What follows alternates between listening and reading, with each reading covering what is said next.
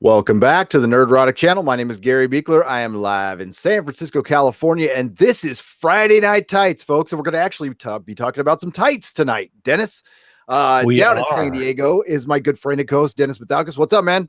Nothing much, man. It seems like it's been such a long time since we've talked. I know. We were just talking about that fucking brilliant Venture Brothers episode. If you're not watching the Venture Brothers, you should be. And thank you for everybody who's joining us tonight. Excuse me. I guess we're clashing streams with somebody, one of our tribunal members, but we are live every Friday night at 8:00. So yeah, and actually it's moving up to 7 starting next week. It's moving up to 7. We do the scheduled live streams here. Now this is a special one. It's an open one. This one we talk about the shows we cover and all the latest news of the week. Unless it's been beaten to death. Which some of it has, so you won't be hearing any Star Wars talk during this Friday Night Tights, that's for sure. But there is so much stuff. New York Comic Con is this weekend, so a bunch of stuff is dropped. We're not going to get to everything. Dennis laid out like 30 subjects. I want to keep it to like 5 so we can actually talk about it in the chat, because this is what it's about. It's about you and us just sitting around and talking. What we're going to start out with while people are rolling in is our Venom review. So let's wait and break out the spoiler paddles. Go for it, man. Give me a spiel. So, first of all, thank you, Movie Fanatic, for the $2.99. Gary, Dennis, we are Venom. No, wait. Sup, nerds? Sup, Movie Fanobi. Thank you for the $2.99 super chat. We really appreciate it. So once again, spoiler alert, if you haven't seen the movie Venom, I don't blame you. We're going to talk a little bit of spoilers about it. So we're going to only talk for about 10-15 minutes. I think Gary's already done his review on it. It's mainly going to be what I think about it at this point. And, after that, we're going to go into the news. So you guys can dip out for about 10 minutes and then come on back. If you don't want to get spoiled. And Susan will be joining us after the Venom review. Unfortunately, Feisty Fan could not join us tonight because she is at work. You know what? Those comics are not going to sell themselves, though. And Feisty is some of the best. But Feisty will be joining us for the Farscape review. So all good on that, which is this Monday. We're finally going to get to it. And I can't wait for that. Yes. Yellow streams of goodness, says Man of Action. Okay. We don't judge here. And Man of Action is a man of action, obviously. Just don't eat the yellow snow, man. Just don't eat the yellow snow. That's all. Yeah. What's going on? I'm babysitting Magic players tonight. Well, keep them away from the sharp edges. Don't let them swallow any of the 20-sided dice. Paper cuts hurt like a son of a bitch. It's all they do. And make sure to change their diapers. Mm-hmm. Yes. Yes. We have interrupted your regular porn programming for some nerd programming. Oh, Mako said, I'll mute you, Gary, and be on Pornhub for a bit. We'll come back when the Venom spoilers are over. Okay. That's well, you know what? I appreciate your honesty, Mako. But honestly, don't you mute your porn too? Or do you let that ride? You don't care. Don't worry about neighbors or anything or partners. Just saying. All right. So, yes. Waiting for a few more people to roll in. Venom came out this week, and I gave a spoiler-free review to our patrons last night. I saw it last night. You saw it last night. I saw it last night. Yep. And before we get into our review, let's take a look at what Rotten Tomatoes says, Dennis. I'm wondering if there is a divide between critics and fans. There could possibly be. Because critics and fans have just been on the same page this year forever. And looky here. My goodness. Are you saying that they're disagreeing? A little bit. Oh my God. Just a little bit. I'm shocked. I'm clutching my pearls as we speak. So, as I said on my Nerdrotic New Nerd this morning, which is being moved over to nerdrotic.com. By the way, it'll be there up later tonight. This is why more people are coming to YouTube to just listen to regular folks with a microphone, because I don't expect the critics to love this movie, but 30% to 88% says it all. It says it all. I like the divide. Being a movie critic is such a 20th century thing anyway, to be honest with you.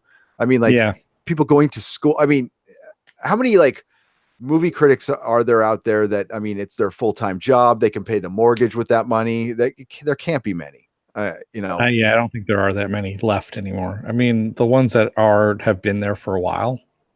Yep. And the ones that are newer, I think it's their side gig. Yeah, and if it's a side gig, that's totally cool. Not judge. That'd be fun, and it is fun, and that's what we do. But I'm interested to hear what the chat has said. I mean, you've gotten the spoiler warnings. We are going to spoil, and man, is a really intricate plot full of twists and turns, and that twist at the end, wow. Yeah. I just want to say domo arigato, Mr. Roboto. Oh, domo arigato, Mr. Roboto. Who's in our chat. And there we go. Yeah, so this is going to be relatively short. For me, and I think we talked about this a little bit too. I think for you as well, it did play like an early 2000s movie. There's some nonsensical stuff in there. It took a little while to get Venom onto the screen. The movie only runs like about an hour and a half, which is good. At first, I was seeing that it was running a 2-hour runtime. I'm like, really? You're going to do 2 hours on Venom? All right. But then luckily, it was only an hour and a half, and I was okay with that.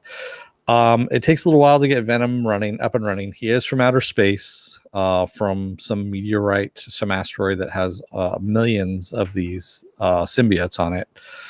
And an Elon Musk type character has a spaceship that is going out and exploring planets and brings back a couple of these symbiotes to test out. And Eddie Brock, being the investigative reporter that he is, pisses off this Elon Musk type, loses his job, and then 6 months later breaks into the place, gets infected with one of the symbiotes and bonds with it, and he can hear it speak.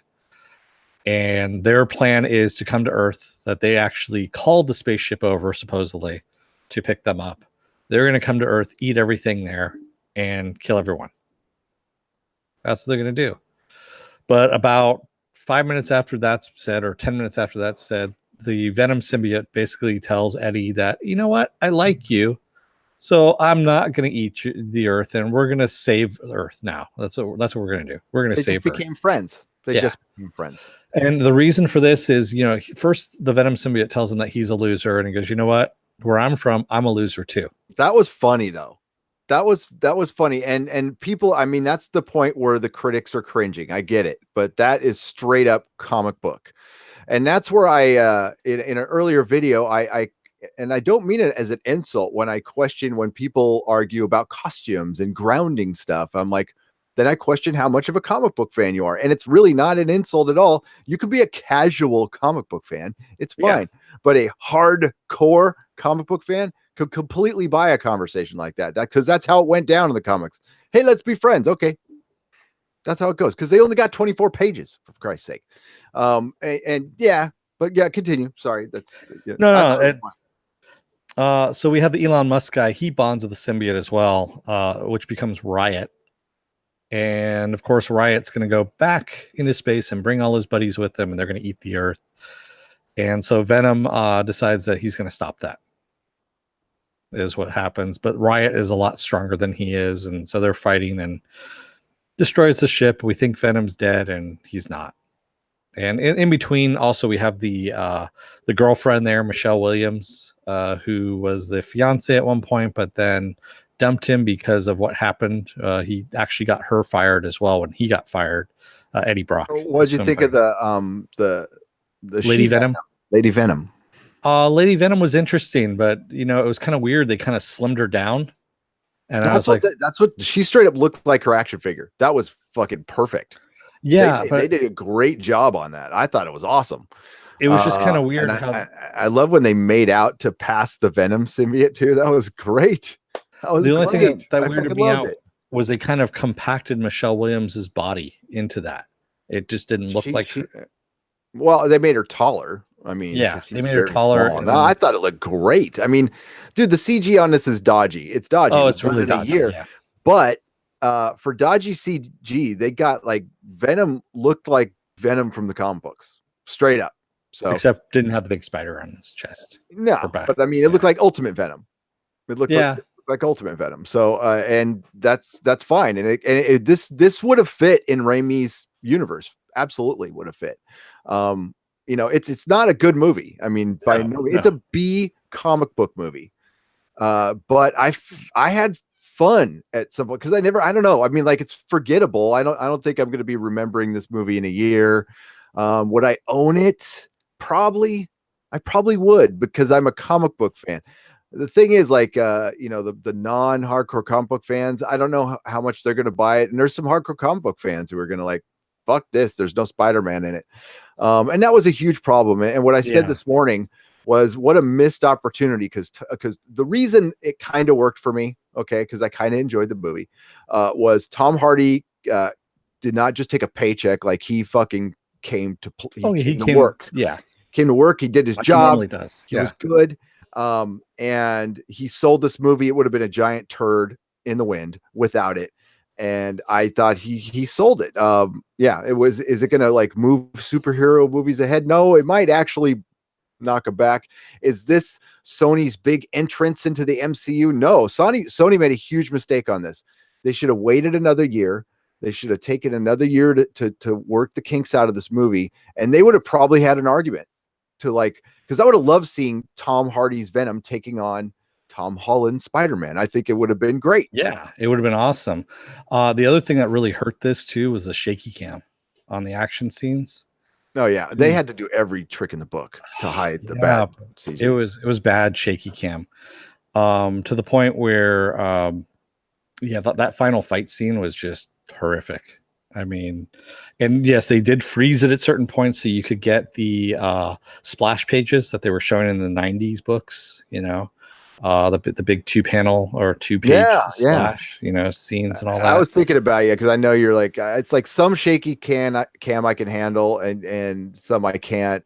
On the motorcycle, it was getting a bit too much. Yeah. I love all those. For one thing, Dennis, a couple scenes were bad, but a couple scenes were really good in the motorcycle chase. They were, like, taking a coherent route through San Francisco. Yeah, that was the first thing I was thinking of too when I was going, okay, he's on Grant, then he's going on Broad. Okay, they're actually following the streets. Yep. So yeah, because if you take a look at Bullet, which is one of my favorites, you know, it's a great chase scene, but it's all over the map. Oh yeah, and he's on Guadalupe Parkway after he turns out from downtown San Francisco, and Guadalupe Parkway is, like, above my house on a mountain. So yeah. There was one time where he was at the ferry building, and then he was on Potrero Hill. But after that, it was pretty good. It was pretty coherent. It's like, I don't know how to explain it. It's a bad movie that I enjoyed, but if you come out of it saying it totally sucked, I can't argue with you. This was the Venom I wish we would have gotten in Spider-Man 3. He does actually bite heads off. Mm-hmm. We don't see it. We hear the crunch, you know, and oh, Michelle Williams bites a head off too. Yeah. She's like, I bit his head off. And I do kind of like that last one, as you get, you know, Eddie kind of, you know, gulping. You know? Yeah. Well, I think he took that whole dude down, because I didn't see his body on the floor. Yeah, he took the entire guy down. Exactly. So supposedly they shot it as a rated R, but then they're saying they knew it was going to be PG-13, which is bullocks. I say. Idris Elba makes everything better, says Sculpted Art by Viking Bitch. Yes.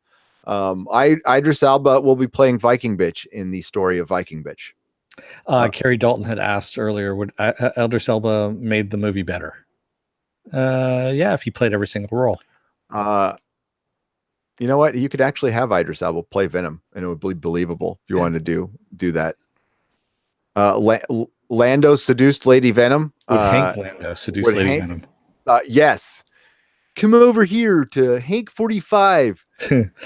Would I say that you need Hank 45? No, but you could, you know, you probably would want to. Oh man. And let's talk about the stingers, man. I mean, the stingers. Also, the Jameson was the astronaut. Yes, he was. Yeah, I thought that was cool. It was Jameson. I'm like, oh damn! And they don't have to say his first name. And I loved okay. So the missed opportunity is this should have been a rated R movie, and they could have gone the horror angle with the Venom going through all the bodies and that stuff. They could have done a lot more of that, and like with the little girl. And I felt like there was more there that would have been a lot of fun with that one symbiote going. And yeah, and another missed opportunity.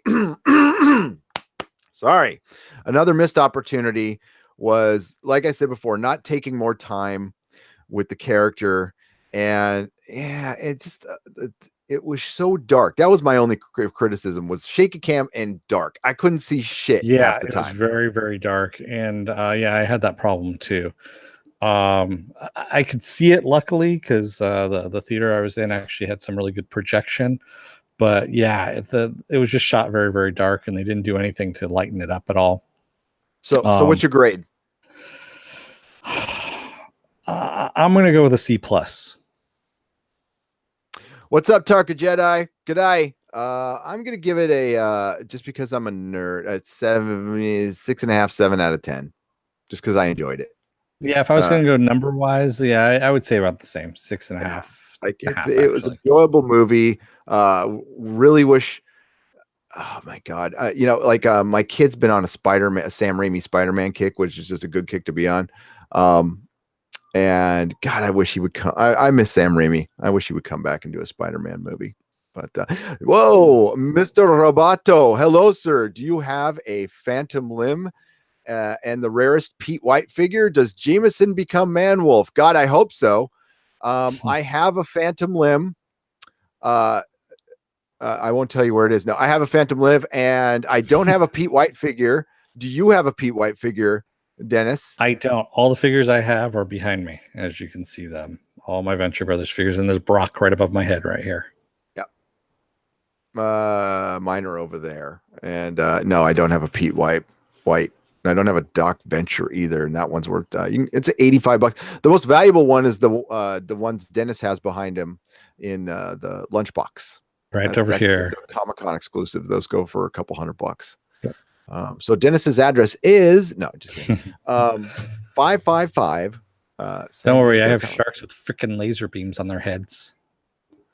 Movie Fenobi says, Nerdrotic, San Francisco. I thought of you when the homeless mentioned. I was looking for real turds on the streets and just found not just in the wind from San Francisco talk. Yeah, no, they probably had to clean up the streets. Movie Fenobi. They have a team. The first thing our new mayor did was have a poop task force, and I'm not joking. There are 5 people or 8 people, something like that. Yeah, that they hired. It's bad to clean up shit. Yes. All right, that's so bad. Let's take on some chat on Venom, and then we'll let we'll get Susan in here. Oh yeah, stingers. The stingers, yes. So our first stinger was Cletus Cassidy. We have Eddie Brock at the very end. He's going back to do an interview with Cletus Cassidy in San Quentin prison, and it's played by Woody Harrelson with a nice red wig on. And he says when he gets out, he's going to bring Carnage with him. I'm going to bring Carnage.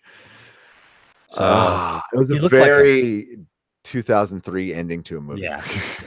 But the other stinger, which was really awesome, was from Into the Spider-Verse, the new animated movie. An entire scene. An entire scene with Miles Morales meeting Peter Parker, or the other Peter Parker, we should say, because in his universe, Peter Parker is dead. So it's a 616 Peter Parker, but with nods to the Sam Raimi. And apparently, I keep hearing rumors that Andrew Garfield's voicing in this, and Tobey Maguire. They might do something like that, which would be a lot of fun. That'd be so fucking. This looks so fucking cool. There's a whole scene where Miles has to kind of save Peter because he gets knocked out. Yeah. And it's fucking awesome. He knocks him out with his laser his electric touch, his electric web, and Peter had webbed him in response, just kind of by accident there. And so the cops show up, and Miles is trying to run, but he's webbed to Peter, and so he has to pick him up. And the cops talking that he's got a vagrant body that Spider-Man's trying to get away with. Some kid dresses in a Spider-Man costume, and it's the funniest damn thing. And they've attached to a subway, and they're just going through the city, and Oh man, it's hilarious. Yeah, stay to the end. I mean, like I would recommend you go see Venom in a theater, like matinee, like really cheap. And then, but you have to stay to the end for that stinger. It's worth it. Maybe it'll be out. I think there is kind of a ripped version on the internet. Logan said he saw one. Yeah. It's fucking good. It's Yeah, good. it's really good. Tom from Midnight's Edge says, figured that we reported he was Carnage months ago. Yeah, you know what? I was surprised. Maybe I missed your video. I was completely surprised that he was Carnage. I knew the stinger would be Carnage. I think everybody in the world knew that, but I didn't know it was going to be Woody. So yeah, it's nice to be surprised once in a while. I like that. I don't think we're going to see it, but who knows? I mean, it broke a record for October Thursday releases when it's the third Thursday on a full moon on 2018.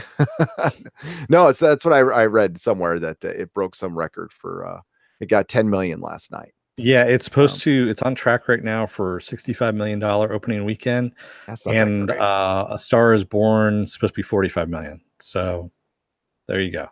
Because everyone was talking about, the guy I went with says Star Is Born is good. I heard it was really good too. I'm probably not going to see it until it comes out on cable or something like that. With Lady Gaga. Yeah, Lady Gaga. No, I'm going Sunday with Mrs. Nerdrotic. Yeah, a little date night thing. Yeah. Midnight's Edge says he is going, but I'm paying for a different movie. I don't blame you. Giving Sony money is something I should have really thought better of, but I kind of like giving Tom Hardy money. I like Tom Hardy. But another thing that kind of pisses me off, guys, is like this movie delayed Taboo season 2. Yeah. Was it worth that? No. No, it wasn't. No, that's what I'm kind of pissed off about too. Yeah. Man of Action says, so Venom eats ahead. Does Eddie Brock get indigestion? He kind of does. Mm-hmm. Movie says, Gary, bring back Alcatraz and the symbiotes, and as in Godzilla, let them fight. That'd be kind of cool. That'd be interesting. Yeah, with more of a budget, another year. As fuck all that. Just like Kevin Feige, get Tom Hardy and let him come over to the MCU. They're gonna have to renegotiate. Tom will have way more info on this, but they're gonna have to renegotiate the deal after Far From Home. And you know, I just saw a couple names on this movie that made me cringe, and I saw Amy Pascal's name, and I saw Avi Arad. Yeah, and then knowing that Tom Rothman is running the whole thing. It's amazing we got an enjoyable movie out of it because, you know, Avi Arad had his day. Okay, he did. He played a big part in why the MCU is here, but he's totally lost his touch. And Tom Rothman is an abomination. So, Tim F says shaky cam is a ridiculously lousy way to show tension. Not to mention that you can't see it, especially when your movie's really fucking dark. Yeah, the only tension is my tension from being annoyed. Yeah. I thought you guys only recommended 9 out of 10 stuff. You guys only recommended 9 out of 10 stuff. For TV? No. When did I ever say that? I said seal of approval. When we give a nerdrotic seal of approval, which means it's the best of the best of the best, it's got to be, you know, 8 out of 10, 9 out of 10. So and I don't both agree. I don't give out 10 out of 10s on anything, even Venture Brothers. I do because I'm, you know, pretentious like that. No, but for comic book movies, yeah, if you know what I like, have a good time. I'm not a movie snob by any stretch. Mike Snyder says, I have drank plenty of Jameson. I have sort of become man wolf afterwards. That's funny. Mark of the Man Wolf. That was the Power record. The Mark of the Man Wolf. Yes, that was a good story. Just because I love the name, William Shatner says, should I wait for the dollar theater? Yes, you should. Yeah. Like, do not pay full price to this movie. And by the way, just love the name, man. William Shatner. That is very clever. That's very clever, yes. And come on, so the whole thing was basically like 90s Marvel movie, wasn't it? Yes. It was. Yeah, it was early 2000s. It kind of stepped up a little bit from the 90s, but not by much. Yeah. Like half a step, baby step. But it's not the shitstorm all the critics are saying is. No, I've seen, I mean, like I said last night, DC really should have followed kind of this. It's a paint by numbers superhero movie executed semi well with that was fun. That didn't take itself too seriously, but like stuff mattered. You know what I mean? Because like a lot of times things don't matter. And he fought an actual bad guy who was bad. It was nice. That was a little refreshing. Yeah, I mean, I don't know. It was kind of a weird final fight scene. Oh yeah, that was really strange. Yeah. So he shoots him off in a rocket and sets him on fire or some shit. Why don't you get to some of the chat? I'm gonna invite in Susan. Yeah. I don't want to keep her away. That sounds good. I was just about to do that myself. Yeah. Joe says, yes, you did give Venture Brothers a 10 last show. Yes, I did in the Venture Brothers. And if you haven't seen Venture Brothers, definitely go and see it, man. It's on Hulu, all the seasons right now. And I believe adultswim.com has a good majority of them on there as well. So, Mr. Roboto says, so they did Lethal Protector. Not really. He kind of became Lethal Protector by the end, but they really didn't do Lethal Protector. They kind of vacillated back and forth between whether or not they wanted to do it, and then they were like, yeah, no, we're not going to do it. We're going to do it at the end here. So yeah, Eddie was, as far as Lethal Protector being in San Francisco and being a hero, yes, and the Eddie Brock character is nothing like the Eddie Brock character in the comics. Yeah. The one thing I did find funny was when he does eat that guy, in front of the lady who owns the shop. Oh yeah, he's not really phased by it, and I was like, yeah, that's a San Franciscan right there. Oh God, yeah, that was so accurate. Because she just kind of looks at him like, what the hell's wrong with you? Did you finish that outside? Yeah. Take it outside. Actually, she would have been screaming at him in Mandarin to get him outside. Yeah. And you know what? The voiceover from the trailer that was really annoying. It wasn't there in the movie. Yeah. So hey, Susan's here. What's up, Susan? Hey guys. What's going on? The place just got classed up. Mm-hmm. Quick, put your pants back on. Oh my God. I'm not gonna Gary. No, I don't want to.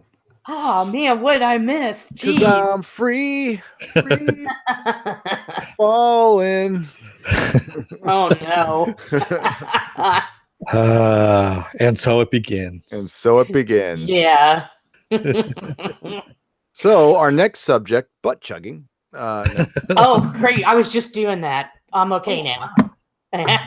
Did you save some Coke for everybody else in the chat? Yeah. For the rest of the class. Yeah. Yes, I did. Coke for everybody in the chat on Susan. Woohoo! We're gonna be up all night. Yeah. And that's what we need. Ranger. Yeah, we'll get some Night Ranger. We'll get Tom Jane. Oh, we'll get a Chinese guy throwing those little firecrackers around. Oh, don't mind him. He's Chinese. Man. Alfred Molina. Oh yeah, wow. But I want him in his tidy whities, but I want him with his Dr. Octopus arms too. Let's get freaky, baby. Oh no. Whoa. That's more like LSD. Yeah, tell me about it. Should we start with some news? Oh yeah.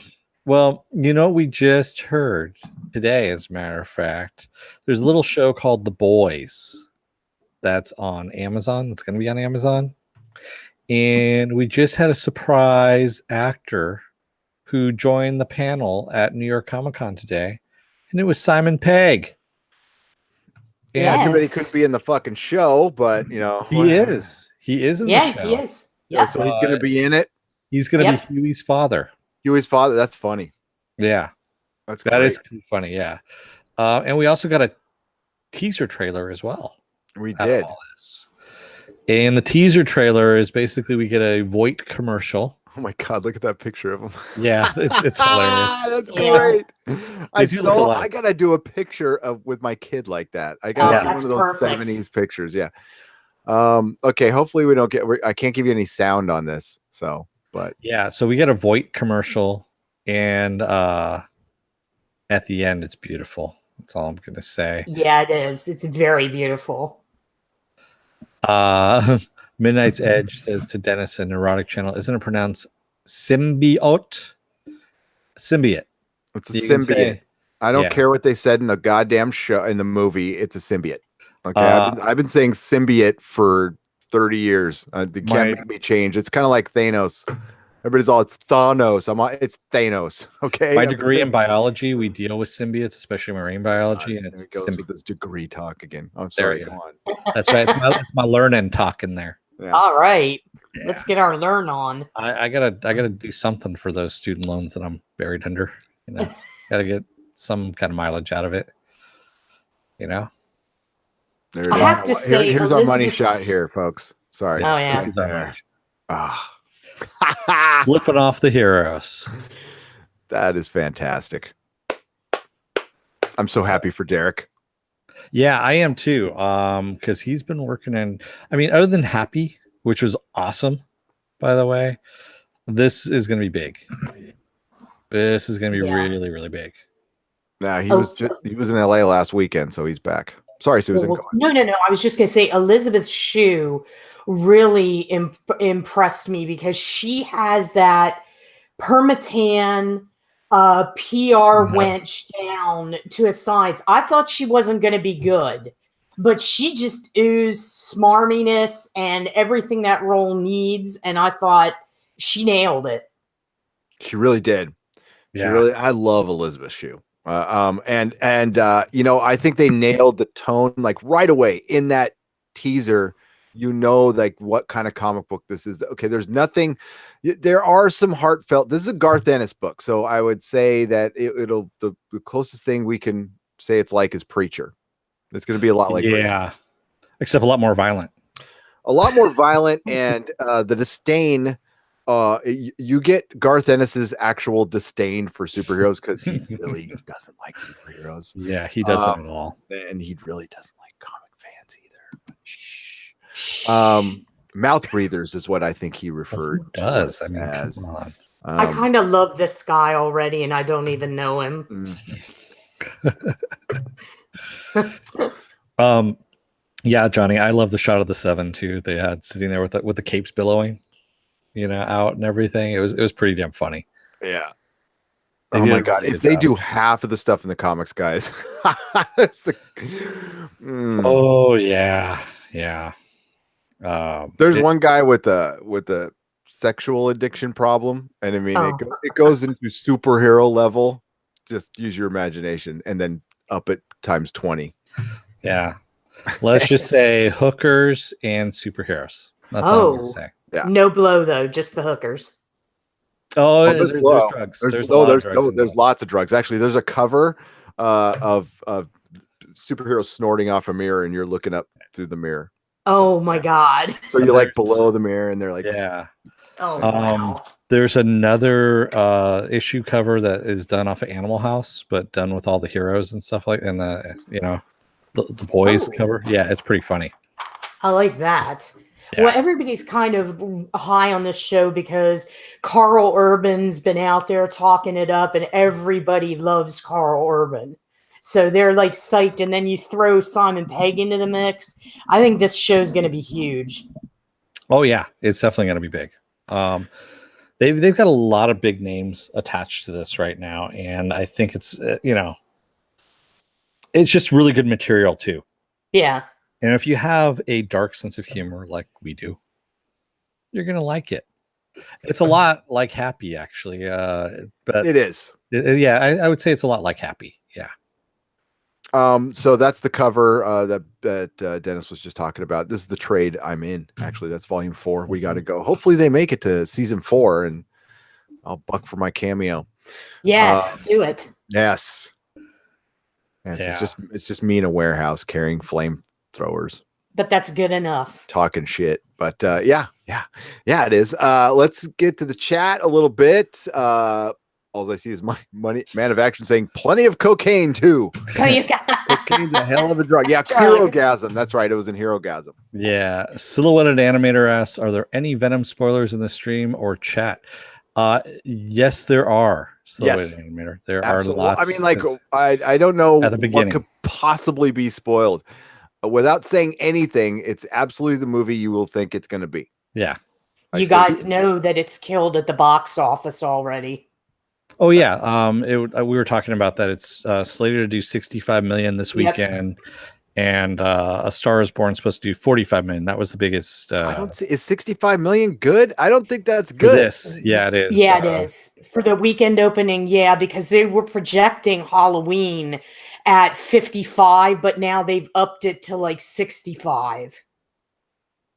So that's good. Halloween. Well, Venom only cost Mako, what'd you say, 200 million? So I guess, yeah, it'll totally make that back. Midnight's Edge, thank you for the $2 super chat. Love you guys. Keep it up. Your friend Pedro. Thanks, Tom. You did not have to do that. Yeah, and he says for Venom, that's good. That's good. Yeah.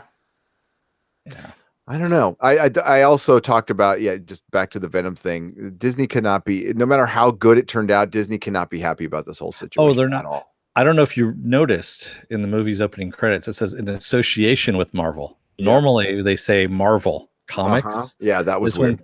This one said in association with. I started laughing. Thank you, Silhouetted Animator, for the $5. There was a recent confirmation that Batman was a killer in Titans. DCEU connection confirmed? Possibly Silhouetted Animator, but that is, wow. You want to make me not like something from the get-go. And I really want to. And I've heard people saying that they like this, but this might be, I don't know. I saw Grace Randolph said it. So it's Akiva Goldsman. What? The Titans, I'm not impressed with it at all. I'm not either. I gotta say, it's gonna be pretty much, I think, teen angst, hallways and feelings, darkness abodes. Yeah, I'm not feeling it. Mr. Roboto, thank you for the $2. Did Venom kill a security guard? Because Insta sequel. No, he didn't actually. He came close, but he did not. He killed a lot of other people. There's a body count. There's a body count. There's a big body count, but yeah, that was not one of them. Like a turd in the wind. Wow. Yeah. So they're going to speak about this for a long time. Yeah. Your unavoidable deaths will be legendary. So the thing the tribunal talks about, and Mecca and Tom and Newcock and us over here about canon is no, things don't have to be, we're not like canon, like, I don't know, fundamentalists, but you have to get the you have to get close to the character. Doesn't have to be perfect to the comics, but you have to have the spirit of it. And Batman does not kill. Batman does not kill. No. Batman does not fucking kill. He didn't have a first kill and thought, well, maybe I won't kill after that. No, he doesn't kill. That's what makes him Batman. The minute that's the whole reason he became Batman. Fucking Punisher. Yeah. Jesus Christ. The whole reason he became Batman was because he never wanted to have ever happen to anybody else ever again. What happened to him as a child. Yeah. I mean, God, that's simple. I mean, and you don't need to do that. I mean, okay, if you want to do a plot line where somebody thinks Batman killed somebody, sure, that's fine. But no, Batman doesn't kill. He psychologically damages. So people. Silhouette and Animator, thank you very much for the super chat. Was it because that's why, is that why they're having Dick leave? Is because he killed somebody? That would be terrible. Mr. Roboto, $2 super chat. Did Venom kill? Oh, you already read that. But thank you for the super chat. Again, I appreciate it. Mako, Batman doesn't kill, he just breaks backs and necks, leaves people with death-inducing injuries. Yeah, there was a video about that. Wasn't it Patton Oswalt did a video or something like that where he just maims people. But he doesn't kill, he draws the line. Mufanobi, thank you for the $2. Mufanobi says Susan might have weed when Lodge 49 was renewed. Well, not quite, but very happy. It got renewed? Yeah. Yeah, I got renewed for season 2. Yeah. And I didn't think it was going to happen actually, but it did. So I was surprised I wasn't a show killer this time. Well, hey, Titans got renewed for season 2 as well. Yeah. We haven't seen a single episode yet. Yeah. That's the new thing though. That's what we do. No script, green light, no season 1. Yep, you're getting season 2. That's how Hollywood does it. It's a marketing thing now. Like you said, it's become a marketing thing. Right, Yeah. Ryan Johnson trilogy, which we're never gonna see. Fuck, and now I'm starting to wonder about Taboo season 2. Like I don't have think not it's heard anything about I haven't heard anything Taboo about it either. anywhere. Nothing in the trades, no word on the street, just zip. And I'm wondering if it's because Hardy's so monumentally busy now and he's so hot. I think it's just because BBC doesn't have any money. They were part of the they were in this with well, they're not the ones paying for it though. FX. It's Ridley Scott's production company who's paying for it. Yeah. Peaky Blinders is coming back though if they don't have money. So well, that's the thing. Yeah, that's maybe what delayed it because Taboo delayed Peaky Blinders, so maybe it was in turn because it's the same guy. Yeah, and I don't know. I'm starting to doubt we're going to get one now, season 2. To your point, that like they can say it all day long, but doesn't mean it's true. Really mean it now. Yeah. Mako says in the Patton Oswalt video, Batman says that people are not dead; they are sleeping, just like his parents. Oh, Patton, I love him. That video, he looked like he was a penguin in that one. I saw it a long time ago, but he looked good. Yeah, I used to like him. His comedy's gone flat. Patton, he's a little. Yeah, I'm not a big fan.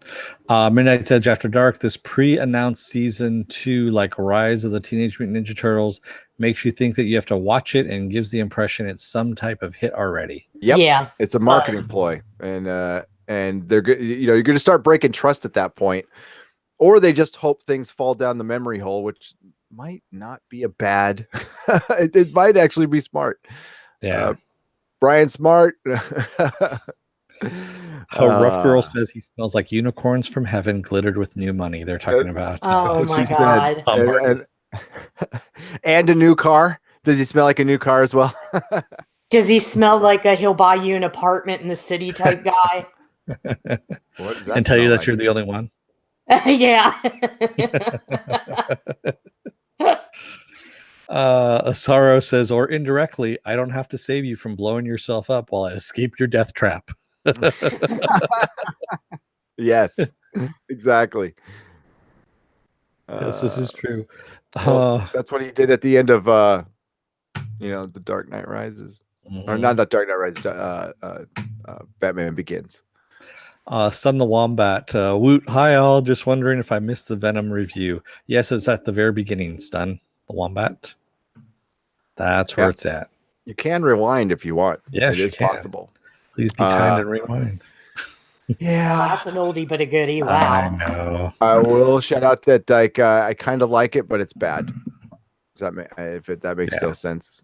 I enjoyed it. Its badness. Yep. Yeah, I was okay with it. It wasn't great, and it wasn't like the worst thing I've ever seen either. So, Johnny Papa says, so once the Netflix shows are done with Daredevil and company, will Daredevil and company move over to the MCU? Your guess is as good as mine. We both think, correct me if I'm wrong, Gary, that Fahey's gonna clean house and get rid of everybody. Yep. I still think. I mean, if Tom knows better, but that's what I think. That's been. They either give the company full autonomy, but this is Kevin Feige's. This is Marvel. He might bring some people over from Fox, but there's a lot of redundancy with jobs. So people are losing their jobs. There's going to be a lot of people losing their jobs, and they're already preparing. They're not bringing anybody over. I mean, they're bringing Ryan Reynolds over. And that's it. And the people who are in Deadpool. I don't think McAvoy's coming over. I don't think anybody from that reign is coming over, and it's because they want a fresh start. They weren't happy with that stuff. They want to be associated with that stuff, and whatever you hear about Dark Phoenix, I don't think that's going to be very good. I don't know. And so I don't know. I think it's going to be a clean slate, and I think they're doing the same with the Netflix shows too, which sucks because I love Daredevil. Hey, Johnny, I just want to let you know we're not talking about Star Wars. So I saw your question, and yes, I did see that. But yeah, we're not talking about Star Wars this episode. So sorry. But yeah, we're kind of burned out on that for a little while. Yeah. So I'm going to go to the next little bit of news here. How about that? How does that sound? Sure. So We also have Toys R Us. Remember they were going bankrupt? Yep. Well, that bankruptcy has been canceled. They've been pulled back from the brink by the people that own them at this point. And there's now talk about reopening some of the stores, certain stores. They're also going to keep their brand name. They're keeping Jeffrey the Giraffe, their IP stuff they're going to do. And because the 33,000 people that were left without jobs, their equity backers are now establishing a $20 million fund for those individuals. Yeah. To take care of them. Yes, Mike Cedar, you can be a Toys R Us Kids again. That's what's going to happen. Yes. So it's gonna. I'm excited about this, but what is it? Are they going to make them smaller? Is that what they're going to do, or I don't know. They might follow the pop-up model. I've heard lots of different things, and one of them was the pop-up model, kind of like what was the one that used to pop up in the malls all the time? KB Toy and Hobby. Oh yeah. That's they should probably just use that. So yeah. Mako says Amazon increasing the paycheck for the workers. Toys R Us coming back. Dennis shaved his goatee. Is this the good timeline? I don't know. What year is it? Are we Kelvin now? We're Kelvin. Yeah, we're Kelvin. That's not the good timeline. That's the bad one. Well, you're the opposite, Dennis, because in the original series, when everybody went bad, they had the goatee. So now you're bad, but you took it off. So yeah, that's it. Okay. So we're in the bad timeline then, I guess. Yeah, we're switching it up. Johnny Papa says, is this Gary Prime? Oh,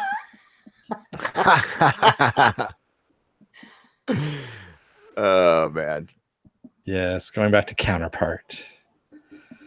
I'm Gary Prime is what Level 10 Henchman says. That's why I was waiting for that. I was waiting for that. Nihilist Shadow. Sorry, Batman killed in his like formative years, which that stuff has been erased from history a long time ago, and he's killed in a bunch of alternate comics. He's laid waste to people, but the character of Batman, they've course corrected and they've retconned the shit out of, but the current one does not kill. And that's what makes him special. If you're going to make him kill, then he's just a fucking Punisher and he's not that special. So no, Batman does not kill. Yes, he's killed in the comics before. And, so is Superman. So if you want to, Rough Girl says, I'm not generally impressed. I've met a lot of famous people skydiving, but he had a smell that reached you before you got to him. Wow. There's a little money bag. Whoa. Dang. God, I got to get me some Tom Hardy. I got to meet this guy. Got a Tom Hart on? It's an old joke from our taboo. It's an days. old That's joke. An old one, yes. God, yes. I can't wait for Counterpart to come back straight up, JP. Yeah. Me too. Counterpart's coming back January 6th, 2019. Spread the word. Yeah. Yes.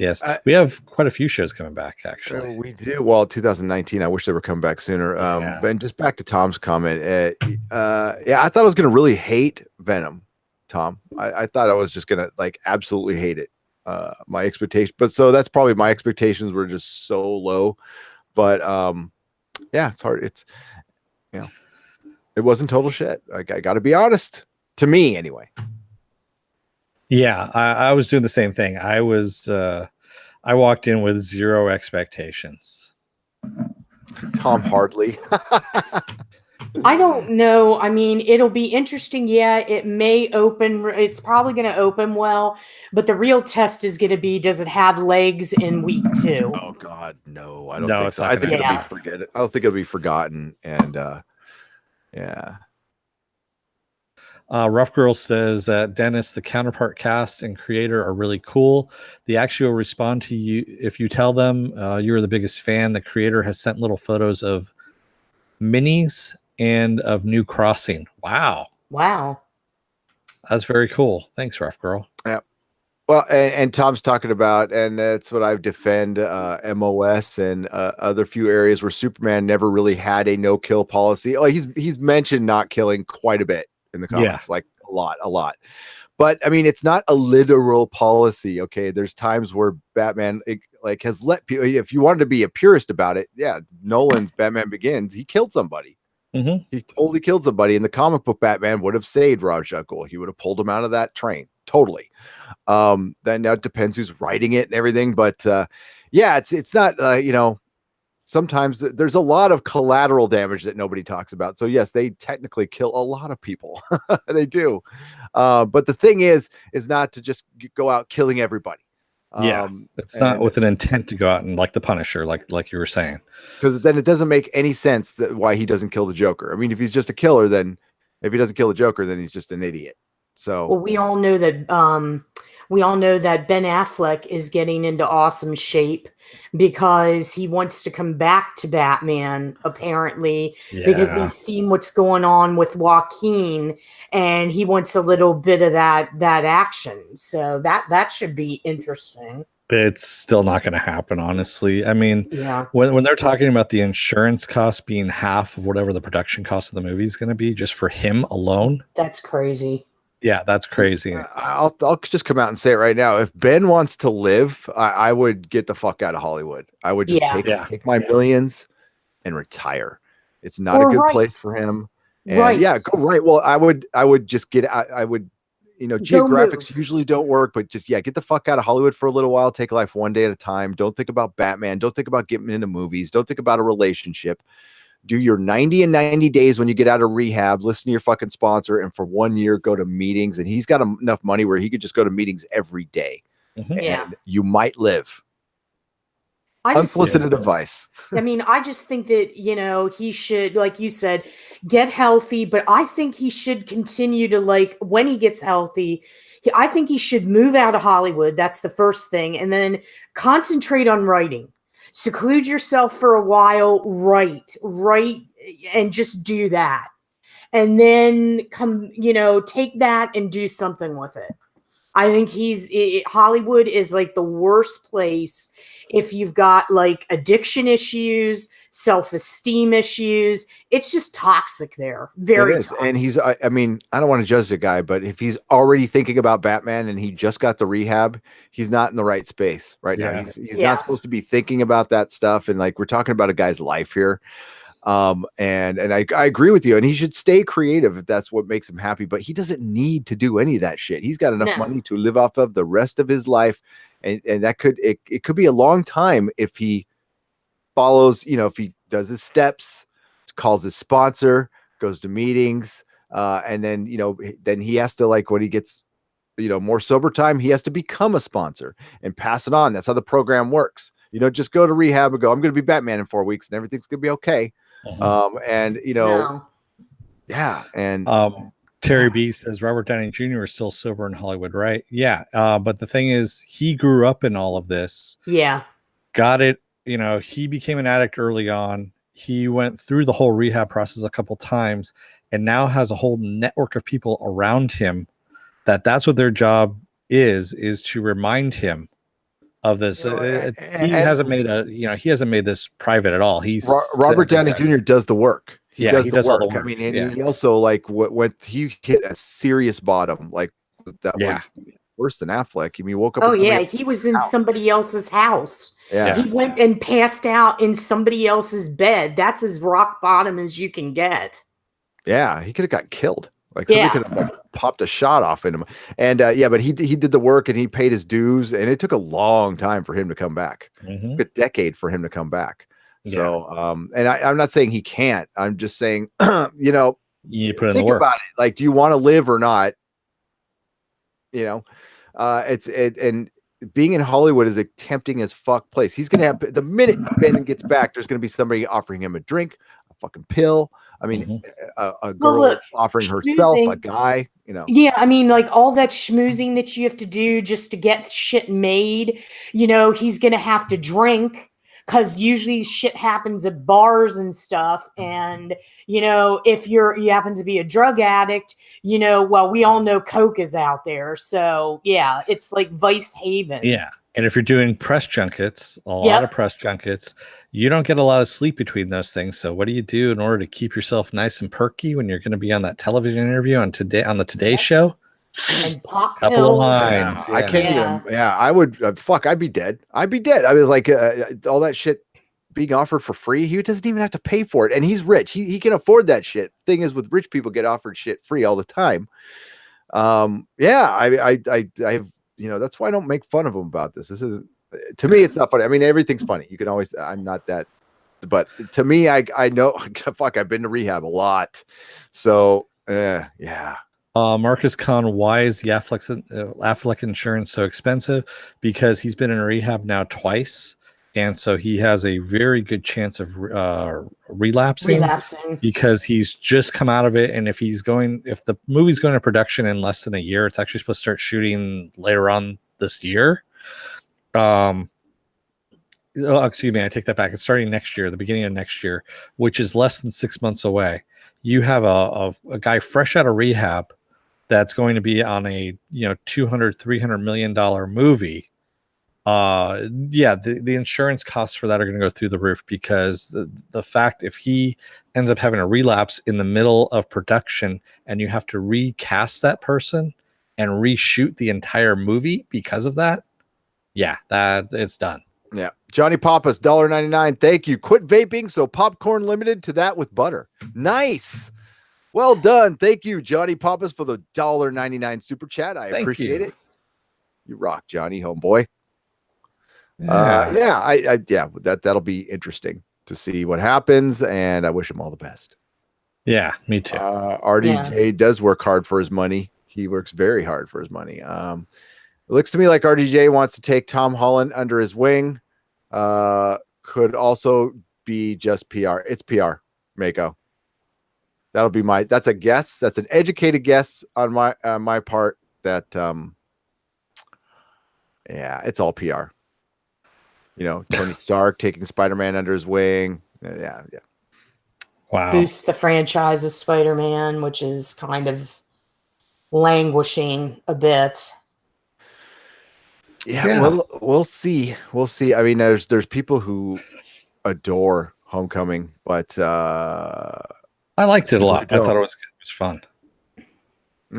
It's okay. I think it's one of the worst MCU movies, but that's me. I remember Ben Affleck was up and coming.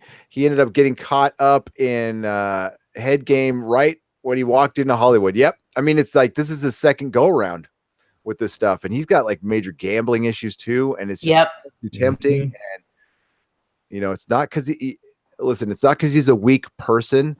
He was born with it's called a disease. It's basically a chemical imbalance. It's like it's an actual disease. It's a thing and it sucks. It sucks. Like I can't go to bars. I mean, I could, but I just don't. I mean, there's no reason for me to go to a bar, so I miss out on a ton of shit. And I think that's why Matt Damon chooses to live his life in New York with his family.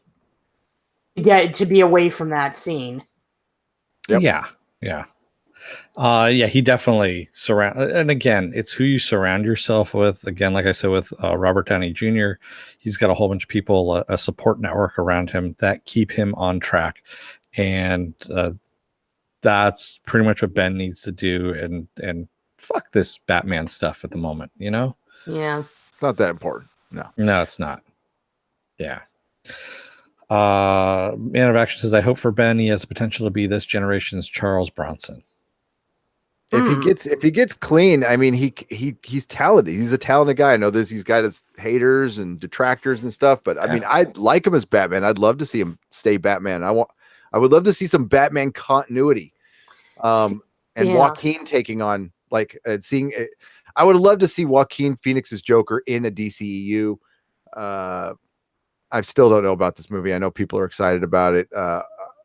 I'm not sold on it at all. No. I'm not sold on it. I mean, personally, with Affleck knowing his body of work, I personally would like to see him direct and stay behind the camera because he's really good at that. Argo was very well done, very well received. He's good at crafting stories and then relating them. Matt, in my estimation, is the better actor. But that's just my opinion. Yeah, I think Matt's had a little more, how how can I say, There's experience. more I range. think. Yeah, he has more range too, and he's taken more chances too. Where Affleck hasn't. He stays with the same type of characters a lot. If he would have taken the route acting wise that he did with Chasing Amy, I loved him in that. That was, to me, it was a weird Kevin Smith movie because, you know, what Kevin's good known for. But by the same token, I thought that the performances and the writing were really good with the characters and the storyline because it really captured what that experience is like, actually. Probably his best movie.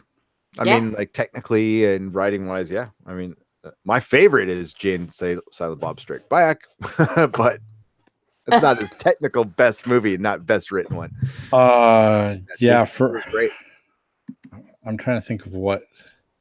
Well, I don't know what his best movie is, honestly. Mr. Roboto, there are 3 Jokers officially. Who's the third? We've got Leto. Got Leto, and we've got Joaquin Phoenix, and who's the third one? Is there another Ledger? No, is there going to be a Joker in the Titan series or in the? We haven't seen one, at least. No. So who's the third one? Well, there's got to be, because I mean they have a Jason Todd, so I'm thinking that Jason's Batman in costume in the show. So yeah, definitely. Silhouette and animer. Geely. Oh yeah, the classic Geely. My God, that was an awesome movie. Pearl Harbor. Pearl Harbor too. Armageddon. I liked Armageddon. At least that's an entertaining movie. I mean, it's good. I mean, but it's it's ridiculous. Like, don't send astronauts. We can't teach astronauts how to drill. We'll teach drillers how to be astronauts because that's easier. Yeah, it is. What? You should know that. I do like Peter Stormare in that one, though, as the Russian, station agent. He goes, U.S. parts, Russian parts, all made in China, and he just starts banging the shit out of it. It's like, yeah, that's pretty much how you fix things now. Mike Sider, The Town, was very good. I thought Ben was really good in that movie. I liked him in Argo. I mean, Argo was good. Argo had quite a good cast, though, too. Yeah. But I mean, it was based on a true story. So I mean, the story was just so very loosely. Thank you, Joe, for the $5. Ben likes to screw his girlfriend in extremely uncomfortable places, like the back of a Volkswagen. Okay. Hey, try a Chevette, Joe. It's from Mallrats. $5. Thank you for the $5 super chat, Joe. Yeah, that's awesome. Yeah, try a Chevy Chevette. Yeah, or as we called it, the Chevy Shove It. Yeah, originally I think it's not the back of a Volkswagen. I think it was the back of a Yugo. Was that? No, it was the back of a Volkswagen. That's right. That's what that was. Who hasn't done that at their? It's a Take a drink if you haven't. Not in mind. Mallrats reference, guys. Yeah, it's Carrie. We know. Yeah. Oh, I know. Yeah, we know.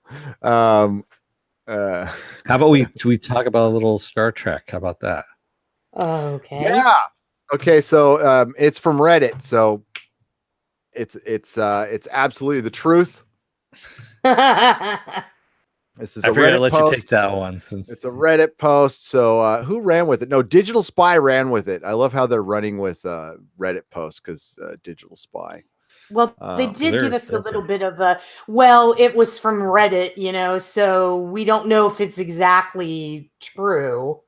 We heard it from our baker's butcher's mother. Right. Yeah, but we've heard this before too. I mean, like this, I've heard some of these names before, so it's either a bullshit guess that and a couple of these are going to be right. But oh my God, more than a grain of salt. Take the Salton Sea or the Great Salt Lake, if you'd like. With here we go. Let's get to that article. I just had it and I lost it. There it is. So apparently there's some trademarks that have been issued for these titles. Some of them you've heard, some of them you haven't. So it is Star Trek Revolution, Star Trek Destiny, like Dance Revolution, Star Trek Reliant, Star Trek Starfleet Academy, Star Trek Lower Decks, and Star Trek Ceti Alpha 5. How about Star Trek Stop? Star Trek After Dark. Shit? Yeah, just I mean, when I looked at those names, I'm like, great. We're going to talk about a ship with Reliant. Star Trek Lower Decks, is that like that stupid reality show with lower deck cabins or whatever, where they get into the yacht personnel or whatever and their little dalliances, and it's about the janitors. Oh yeah, the janitors on the and then Starfleet Academy. I thought, okay, what's going to happen with this? Are we going to get teenage Kirk, Spock, and company, or are we going to get the next gen people that won't be in the Picard show mentoring the youngins? I mean, all of this is just done. Stop. This is Ceti Alpha 5. Yeah. Buried alive. Oh, wait a minute. Isn't that the Con show? Yeah, it's the Con. That's the Con show that Nicholas Meyer's going to do. But that's only supposed to be like one season. It's like it's a miniseries. Yeah, it's like 5 or 6 episodes. You know, according to like not the Trekkie thread, according to a Trekkie thread on Reddit, Network CBS has filed trademarks for 6 new titles, each with the description streaming series. Intriguing stuff. Yeah, we're sure you'll agree. No, the Lower Decks is probably going to be like dumb little shorts, but one of the comments in here was pretty funny. Was imagine a 5-minute per episode or 5-minute 5-minute per episode series with the lowest of production values and poor writing that's barely palatable to even the most dedicated fans. Yeah, that's called Star Trek shorts. Or Star Trek Discovery, although that's more than 5 minutes. But I don't know if either of you guys saw the short. No, Star I Trek didn't. short. Yeah, yeah. Star Trek, we have no shame left.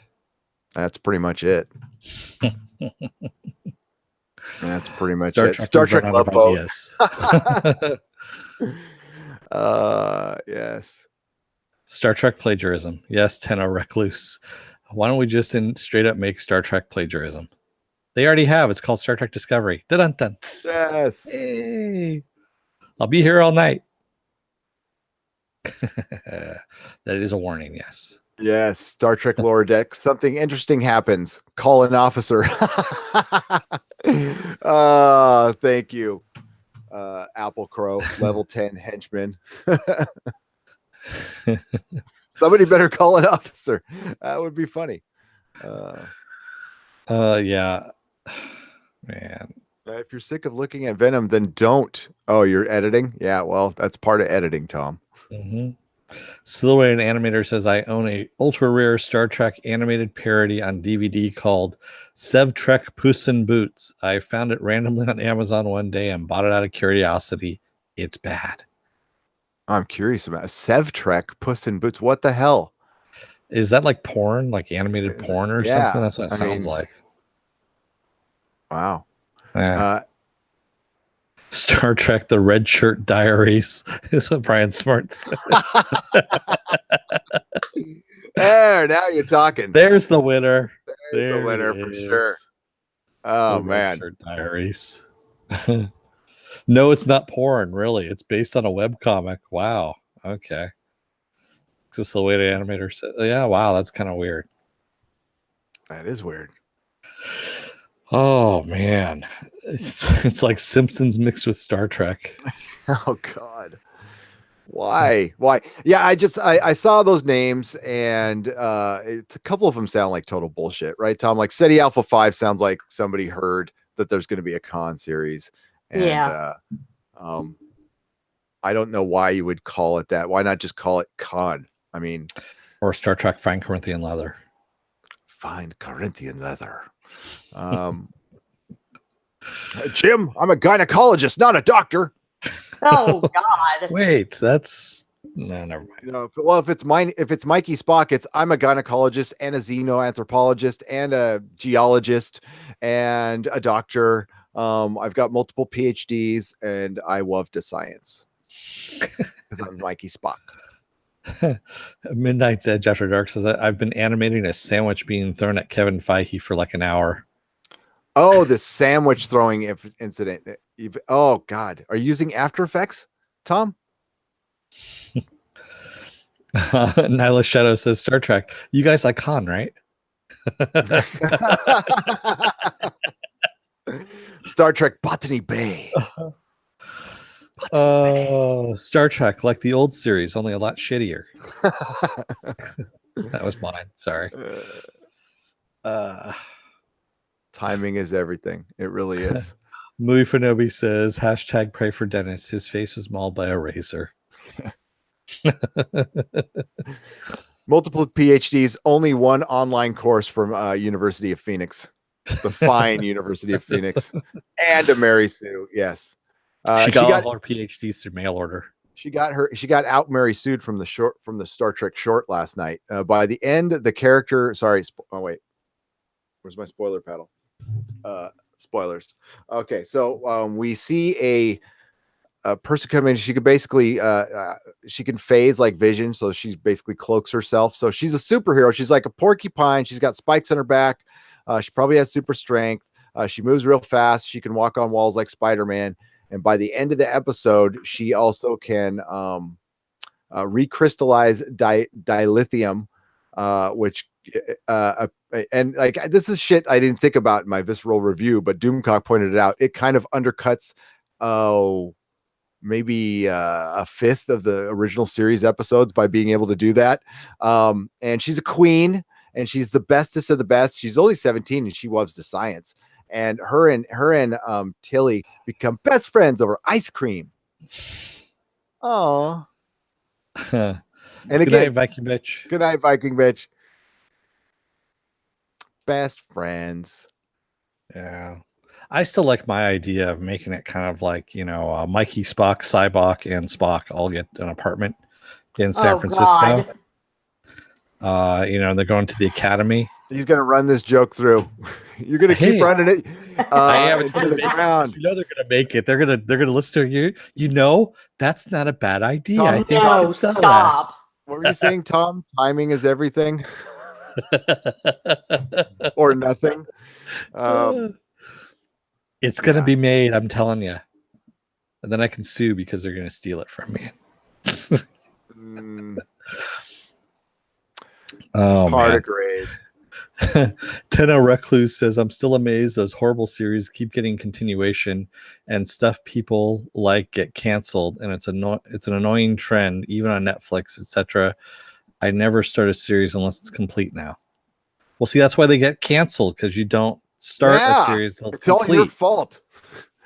I've heard a lot of people say that, but honestly, that does kind of kill your show. Yeah, they can't do that. Reason. And the thing is, when Netflix and Amazon, well, maybe Amazon won't, but when Netflix runs out of money someday, if they do, genre shows are the most expensive to make, and that's the stuff that will get axed earlier. Yeah. I understand, though. I mean, like, sometimes you just gotta, it's okay to take the plunge, and if your show gets canceled, that sucks. More often than not, they try to finish something, and more often than not, you can tell how long a show is going to last within the first season. Mm-hmm. You can tell. You can tell if it's a bubble show, if it's really good, or depending on the network. Counterpart, we're going to get 3 seasons. We know we're going to get 3 seasons because it's on fucking Stars. But it's still good enough to take a chance on. Yeah, American Gods, this is your last season. So, speaking of which, that was a pretty good trailer. It was. It's just a trailer, but that was a pretty damn good trailer. I got to give it up to that. I don't know if you guys saw it. Because it's a good trailer. It's got a hell of a cast. It's got great source material, and Stars is just like pissing it away. I just don't understand it. Yeah, you go ahead, Dennis. Neil Gaiman. That's all I'm going to say. Yeah. You mean like he's difficult like Brian Fuller? He didn't like the showrunner they brought in. So the showrunner that they brought in after Brian Fuller left had worked with Brian Fuller. Right. He did everything except for the last episode. He's written a script for the last episode. He's turned it in a couple of times now, and he's revised it in that. And they said, no, we don't think you're going in the right direction. So they said, you can't touch anything. You can't edit anything. You're not directing the last episode. We're going to come up with our own script for the last episode. Essentially, they fired him without firing him. They just, they fixed it. They fixed the glitch. Yeah, they fixed the glitch. And and what we heard now is it's all because of Neil Gaiman. Neil Gaiman didn't like where the story was going. And this is after he had been offered to be the showrunner of the show. Well, we got further light on that with recent events, because I did a video on it. You guys can go check it out. And I did actually some research and did some homework on it. And there's another layer to that, because Neil Gaiman has signed a exclusive deal with Amazon. And that's what, so basically he was, this is speculation on my part, but let's put 2 and 2 together. Sabotage. He's been sabotaging the show so he can maybe get it moved over to Amazon. Again, speculation on my part. Here's what I don't know. Fremantle pays for American Gods, so I don't know if they're the ones who own it or if he's the one who owns it. His deal is done with Fremantle. I don't know if Fremantle owns American Gods or Neil Gaiman does. If Neil Gaiman does, then fuck yeah, they can bring that thing over to Amazon. If Fremantle owns it, he ain't never getting it back again. Unless there's some deal, like if they're not producing it for a while, he gets it back or something like that. Yeah. But that's what I think happened, that he started working with Amazon, saw the treatment over there with Good Omens, and went, man, these motherfuckers got money. But he was fighting with Fuller too. Yeah. He didn't like the version they did in season 1, which I'm like, really? Yeah. So I honestly thought they kind of captured. I think they added a lot of depth to the book, and I'm sorry, Neil Gaiman fans, but the book, a couple characters in the book are kind of like paper thin when it comes to like characterization and depth or anything. But yeah, it's Neil Gaiman. You're right. It's kind of crazy, but he got a big deal with Amazon now, and Amazon is, man, Wheel of Time, Neil Gaiman, Lord of the Rings, The Boys, The Expanse. Watch out. Silhouetted Animator says we need Mrs. Maurice, the cat alien woman from the Star Trek animated series, to show up in live action. Might as well. Although it's not really canon, according to Gene Roddenberry. Level 10 Henchman says, someone shut Dennis up before he dooms us all. You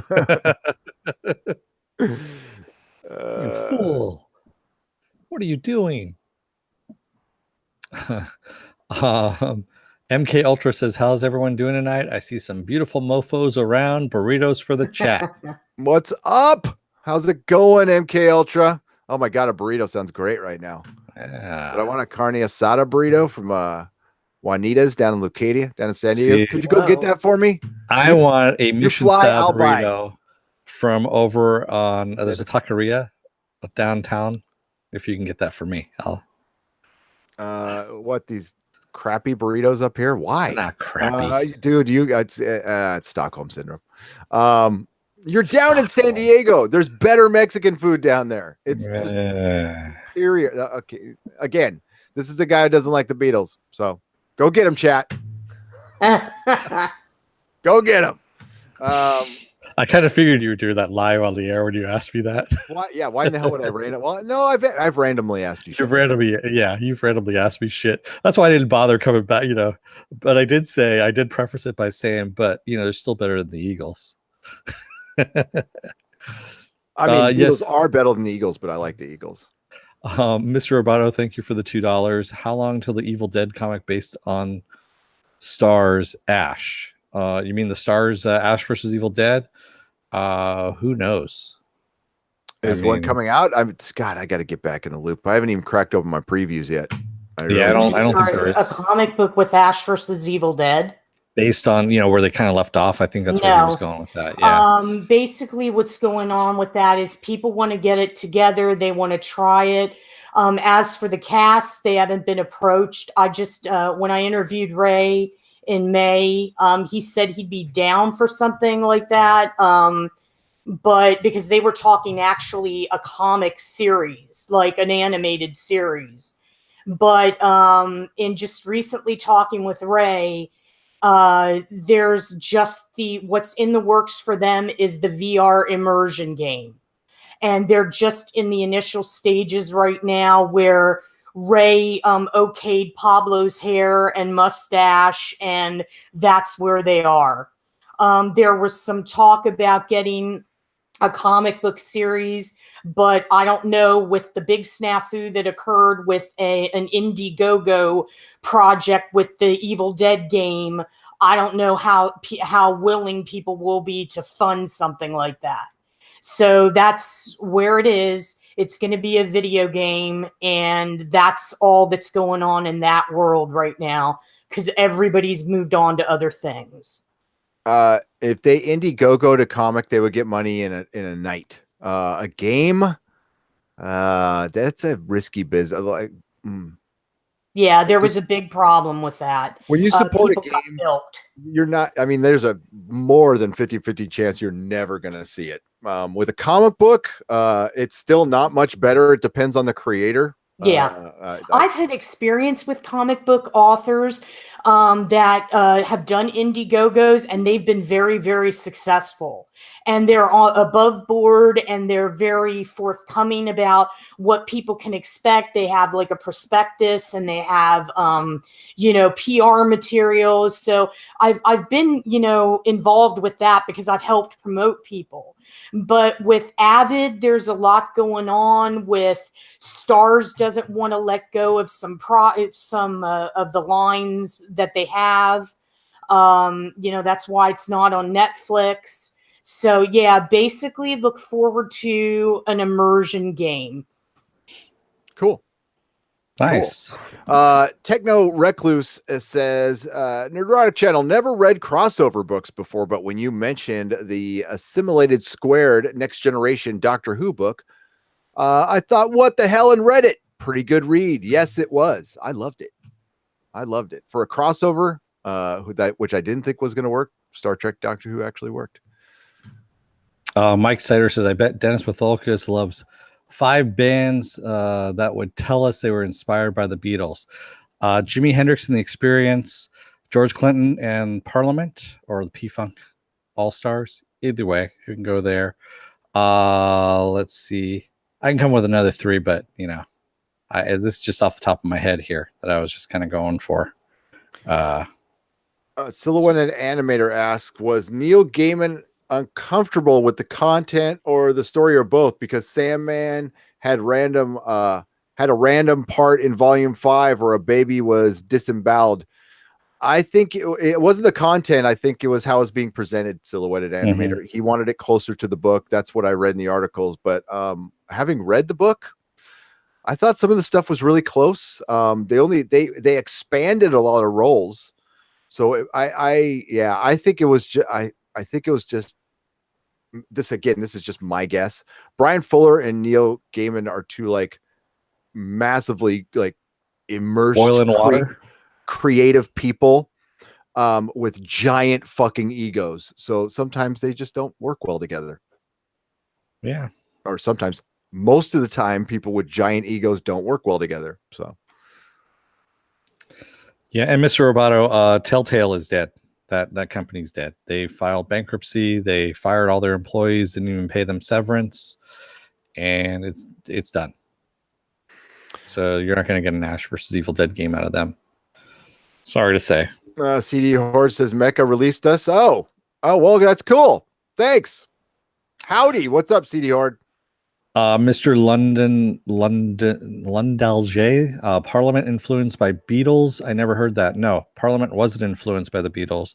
He was saying that I probably like bands that were influenced by the Beatles. And the 2 bands that I mentioned were never influenced by the Beatles. So there you go. That's all that was. Man of Action says Gaiman is a douche. He's not a pleasant person. After he figured out he was a big name, he changed into an ass clown. Okay. He's not the only one who said that. I don't know him personally, but I've seen some of his act on Twitter. I like his stuff, and I just try to really ignore everything else, or I won't like his stuff probably. Because honestly, like Joss Whedon sounds like a giant douchebag, and I like him. So, and we know somebody who's worked with him. So, and that is true from what I understand from him. Yep. Oh, yes. Yeah. Dynamo 75 says, Gary, I believe Woody Harrelson is a fine choice to play Carnage in the next Marvel movie. Yeah, he's gonna be in the next Sony movie, but I don't know about Marvel movie. In association. Yeah, I was really surprised. I was happy to see him. The wig was a little funny, but I was like, oh, that'd be fucking cool. That'd be cool as hell. Yes. Tom Hardy versus Woody Harrelson. Yeah, take my money. I just kind of want it in the MCU. I think that if they come on, Feige. I know it's Amy Pascal. Just kind of, I don't know, work with her assistant or something like that. Gaiman changed after he married the Dresden Dolls chick. Yeah, it's what was her name again? Oh, damn it! So I don't know who he's married to. The Dresden. I like the Dresden Dolls. I've seen the Dresden Dolls. They're very good. What was her name? God dang it! I hate live stream brain farts. I've met her. Like it's not Palmer. It is Mako says, I don't know. Neil Gaiman might. Oh, no, I'm not going to read that. So, MK Ultra says, laughing my ass off. Amanda Palmer. Amanda Palmer. Yeah. Amanda Hug and Kiss. Ha. Sorry. It's an old Simpsons joke. Amanda Hug and Kiss. Stun the Wombat says Woody Harrelson in Natural Born Killers. He would make a great Carnage character. Yeah. Yes.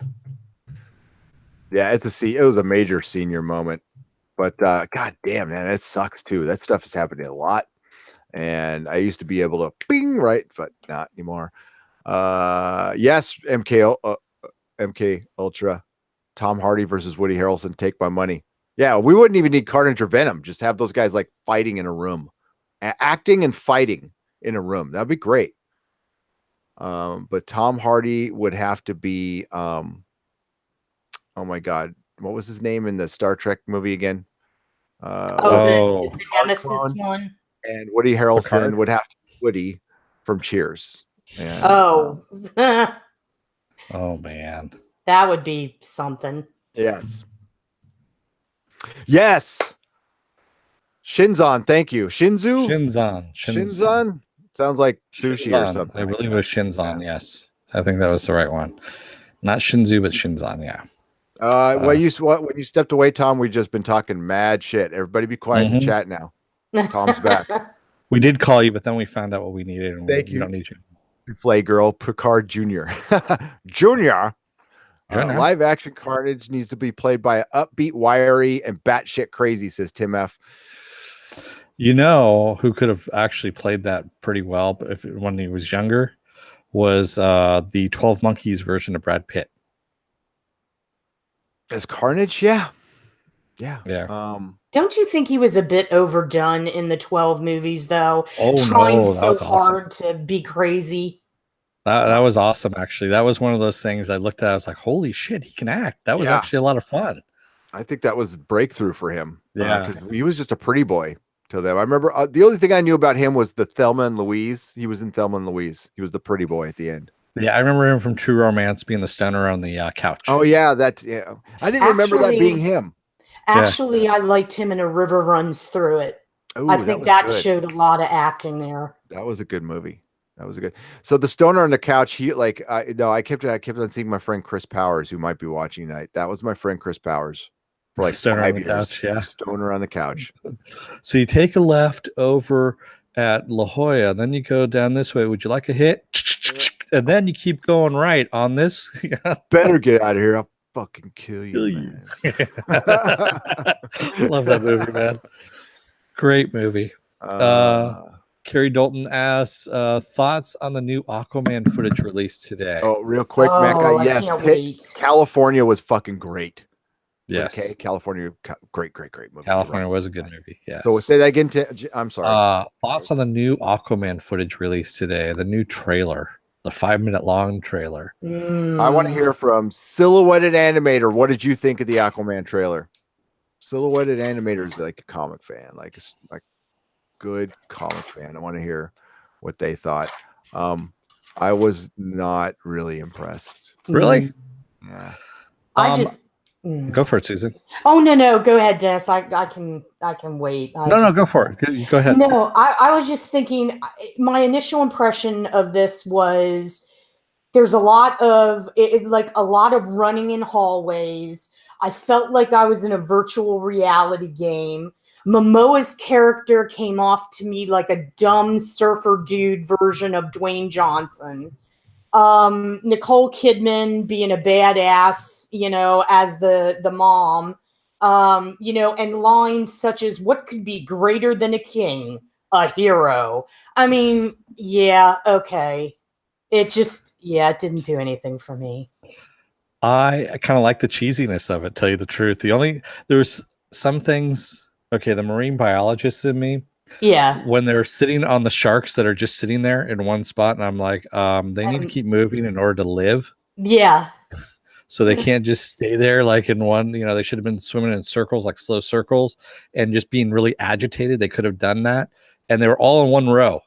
So it was just very odd. You could tell they just kind of like cut and paste. That was my only thing. That, and then also the when she pulled the water out of his head to activate that device, and he says, "Who just peed on it?"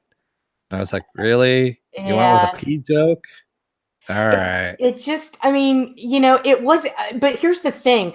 It's fun in its cheesiness, but the bad part is that Juan doesn't want it to be cheesy.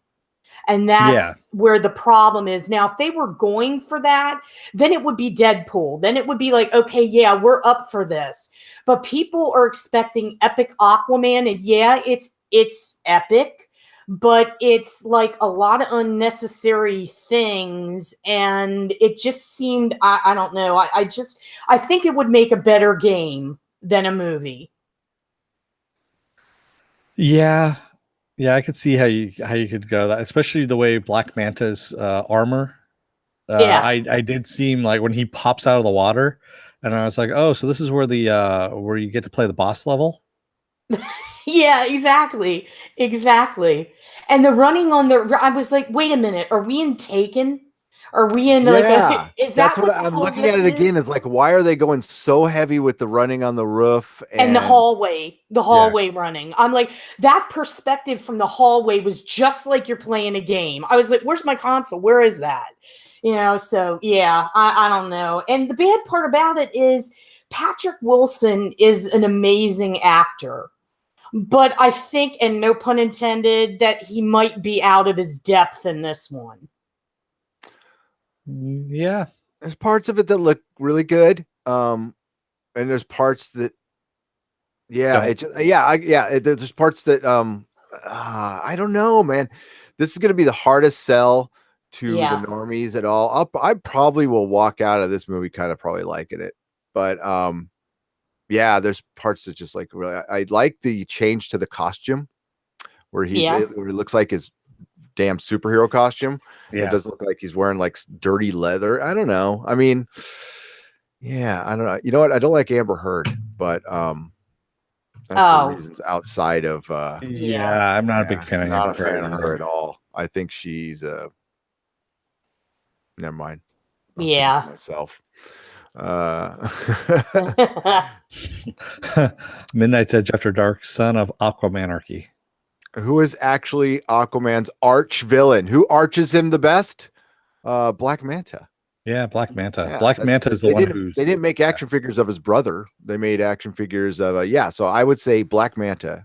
Yeah, Black Manta has the biggest beef with Aquaman, but maybe you're hates him. Dynamo S75. Maybe you're asking because the trailer kind of looks like both of them do.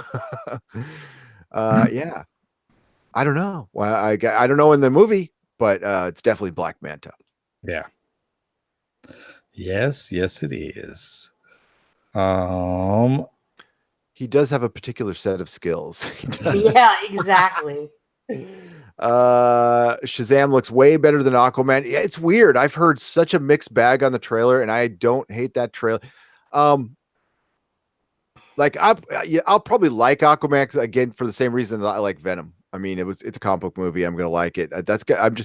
I'm wondering how that's a sell. I mean, like, God, Warner Brothers is hanging so much on Aquaman. Not everything, but a good majority of it. Yeah, good majority of it. Yeah. And they got good people doing it. So, yeah, I don't know. Matt S says, let's face it, Aquaman was a weak super friend. Not as weak as Zan and Jaina. I mean, come on. She only form an eagle and grab a bucket and Bucket of water or whatever. And, Yeah. And then they find some really stupid stuff to, I don't know. Meanwhile, back at the Hall of Justice. Yeah. Meanwhile, I was looking at a YouTube video. I have forgotten how many intros the Super Friends has. There's like nine of them. I'm like, what? Logan was showing it to me. Form of a crappy superpower.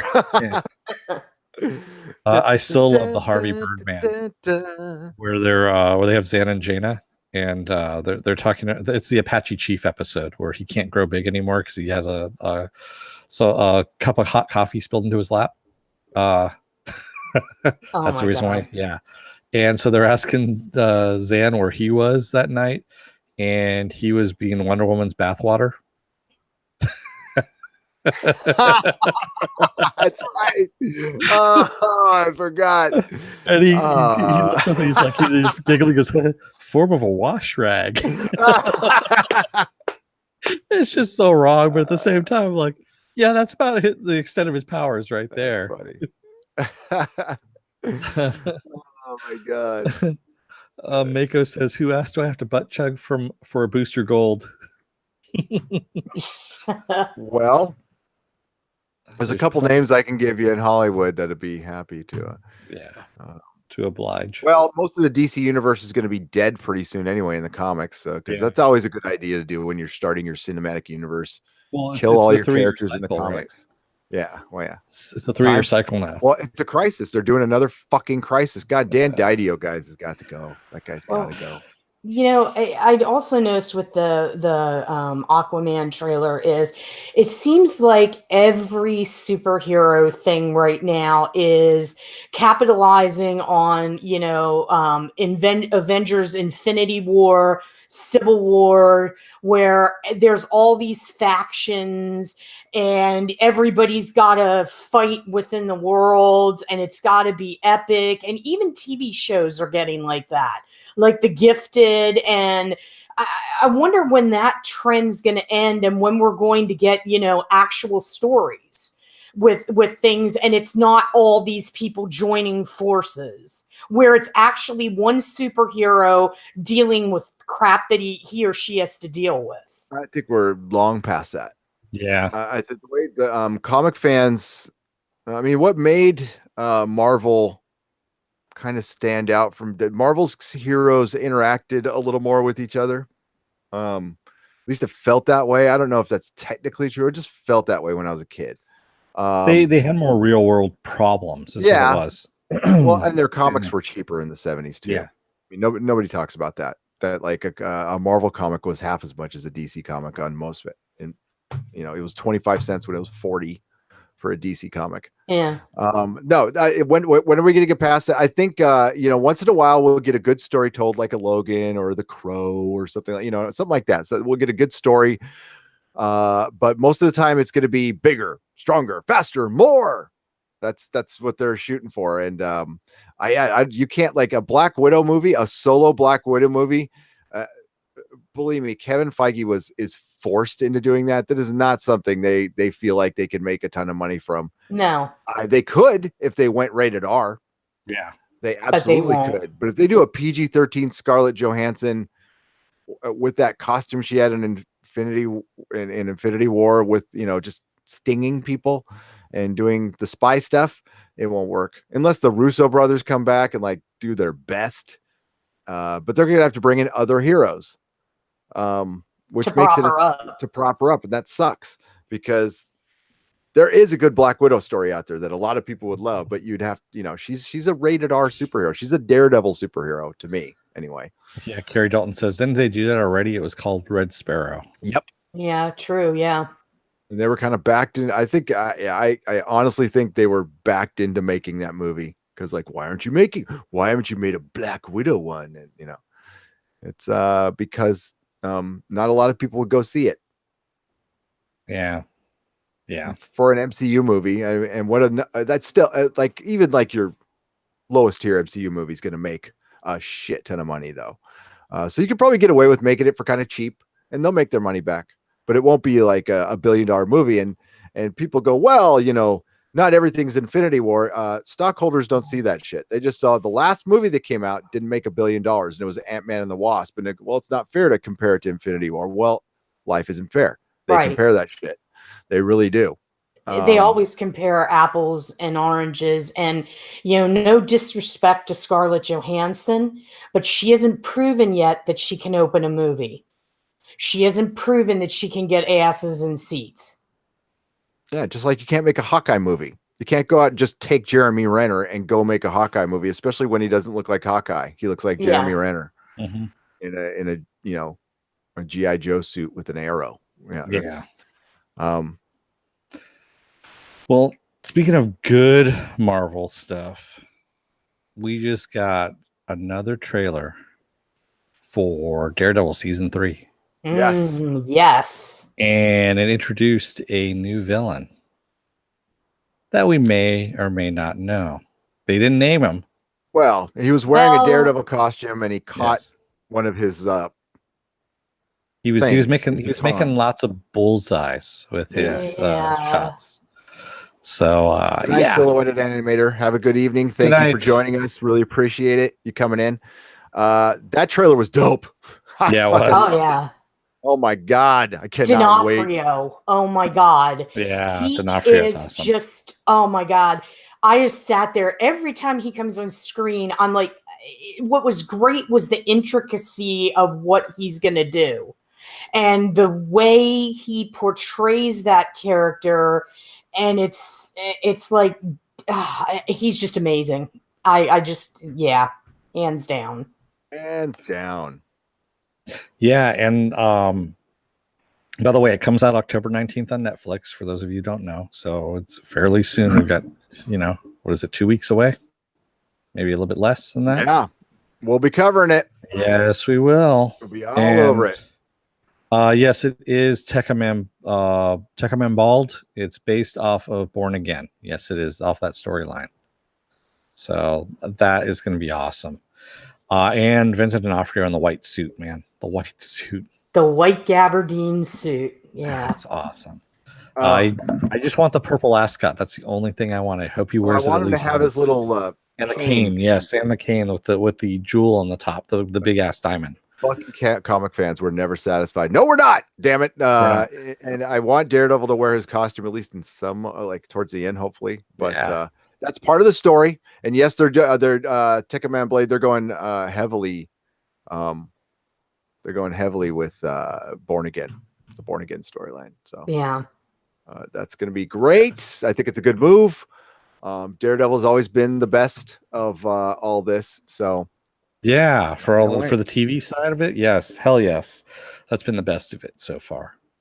And once again, I'm sorry, go ahead. Oh, go ahead. Sorry. No, I was just going to say, and once again, that's a show that I don't want to say wasn't treated well, but it's almost like they get these good things at the networks and then they have to screw with them. Like they can't let them alone. Like they have to push their release date or they have to mess around with it. It's like, hey, you have a good thing going. Let it go. Just let it happen. I was going to make a really bad joke. I'm not going to. Oh, go ahead. What the hell? Nope, not going to do it. Making, that other joke for the fifth time. Come on. No, if I make a really bad no, this one's putting me in the corner on that one. So I'm just going to let it go. I'm going to go back to Stun the Wombat says Harvey Birdman was bloody awesome. and they're coming back with Harvey Birdman, the original cast with Harvey Birdman, Attorney General, is what's coming out on Adult Swim. So That's gonna be great. it's gonna be awesome as well. Yes, I looking can't forward to wait. that. Yeah, that's There's a gonna be lot of great. good shit coming out, man. Lots and lots of good stuff. What do you know when that's coming out, Dennis? I did at one point in time, but Now you don't. Okay. Now I don't. Yes, That's okay. That's all right. I was just asking you off the cuff there. Yeah, Daredevil's good. It's like I don't know if we've been kind of pretty good on the positive negative today, right? Daredevil is good. American God season 2 looks good. Despite all of the bullshit it went through, the trailer looked really solid. Oh wait, Venom. I think we were kind of nice about Venom. We're nice, maybe nicer than most. I don't know. Yeah. You know, it was really good though that came out that both of you and I saw, that fucking new Hellboy poster. Oh shit, that was awesome. That Both is of them awesome. Yeah, both of them were. I'm not too sure about the director, but man, everything else looks awesome. Working out is paying off for Harbor. Yeah. Well, there's a lot of latex. There's a lot of on Oh that. yeah, but still. But dude, steroids. The steroids. no, that's a costume. That's mostly his costume, dude. That is not all him. No way in hell. But he is working out. Like he did. You get rid of his little his gut, his dad gut going on. Yeah. I'm going to find a bigger version. I love this poster so much. Let's see if this here. I'll just do this. Yes, Man of Action. They did go ahead with Hellboy. Hellboy and the Blood Queen is what this one is, with Mila Jovovich as the Blood Queen. Yeah, it's gonna be awesome. Fuck yeah. And this comes out in April 12th. Yeah, So that I doesn't didn't look. see that one. Yeah, that's the new one. That's the kinda new one. weird That one. was this is from New York. This is their from banner that they put out in New York. Comic-Con, yeah. Comic-Con. Interesting. Yes. So But no, the other one is the one I was talking about. The first one that came out. oh, the one with the sword at his back here. Let me see. Yeah, with the big horns coming out of his head. Yeah. That was the one I was just like, holy shit. I want Yeah. that poster. Because that was Hellboy. I wish I had room. Where is it? There it is. Yes. That one's dope. That one's dope. So There. he's showing it to us right now. That's why Well, we're you can all read being the quiet. chat. Well, it's called Sorry. stretching. Yeah, stretch. If Dennis listened to other podcasts, he would know. So yeah, if I'm ever quiet, you can go to the chat and start talking. It's called stretching, Dennis. Yeah, I can do that. You're showing that right now, though, right? I That's am. what you're doing? Yep. Okay. It is in there. And how's that look, folks? That looks pretty good. And no, those pecs aren't David Harbour, but I'm sure he's got some sizable ones down there. Yeah, And he's that been working out. That looks fucking dope. That looks so fucking dope. And Mr. Lungell, Ron Perlman is not playing Hellboy again. It is David Harbour, the sheriff from Stranger Things. I gotta admit, I'm torn about this. Tom and I were talking about this, and I'm torn. I'm definitely torn. I adore the Guillermo del Toro Hellboys. They're some of my favorite movies. It's my probably top 3 favorite comic book, top 3 favorite hero. Although the second one was more of a del Toro film, it still like captured Hellboy perfectly. That being said, David Harbour's, I mean, I liked him in Stranger Things. He's been in a lot of stuff. He's like a solid character actor that's just kind of blown up from Stranger Things. Yeah. That looks pretty good, though. That looks pretty damn good. Why do you think they delayed the film? They probably because January is starting to get crowded right now. And they want a little more breathing room. There's a lot of shit coming out in January. There kind of is. And what, Glass is coming out, right? Yep. Glass is coming out in coming January. out, Yeah. and that's going to be huge. God, I can't wait for that. That looks so good. Yeah, I got the trailer for that one before Venom last night. I did too. What else did we get last night? What did you get? I got a lot. I trailers. got like half an hour worth of trailers. So I was just sitting there kind of going, I couldn't remember all of them. Just because I honestly started looking at my phone going, when the hell's the movie going to start? Yeah, that's kind of annoying. Yeah. After a while, I don't know. I mean, the bombardment of it doesn't make any sense because trailers exist so you remember the movie to go see the movie. But if they give you trailer after trailer after trailer for 30 to 45 minutes, you're not going to remember any of those to want to go see them unless they really stand out. Yeah. And now that you've done the slow song thing, they're not doing it in every trailer now, but when they do it, it fucking like I'm check right out of that trailer when it's like, oh, here's an old song being slowed down. That was like the French horn 2 years ago. Oh my God, the boog noise. Yes, the French horn fart. Yeah. And I just saw a trailer for something where they slowed down the Doors, the end. Yeah, that was Dark Phoenix. Dark Phoenix. Yeah, I was like, just what? Stop. Yeah. Yeah. God, are the trailers lasting? The trailers for ours last night was like 25 minutes. That's crazy. That's fucking way too much. Yeah. And Mac, I agree with you. Unbreakable was the best comic book movie that wasn't one. It really was. Yeah, I have that on my DVD collection. I have the extended cut of that. Yeah, it's yes, it is very, very good. Yeah, especially, and we talk about this all the time. The Samuel Jackson scene about him explaining artwork to this guy who's just coming in to buy like a couple, thousands of dollars worth of artwork for his kid's bedroom. It's this one piece. It's going to cost a couple $1,000s. And he goes into about the artwork and what it's supposed to convey. And then he tells the guy to get out, that he would never sell that to him. Yeah. I wouldn't sell it to your child. It's because it's art. And that's how we feel about it. That's honestly, I mean, I would not sell original art to a child. Well, you know what? If a guy wants to give me $2,000 for something, I'm actually going to fucking sell it. But I love the ideals and all that. That's all nice. But like, I'm here to make fucking money. Get some. If it was Lee Field's art, sure. Midnight's Edge After Dark says, I actually like Golden Army quite a bit, but I haven't revisited it in a while.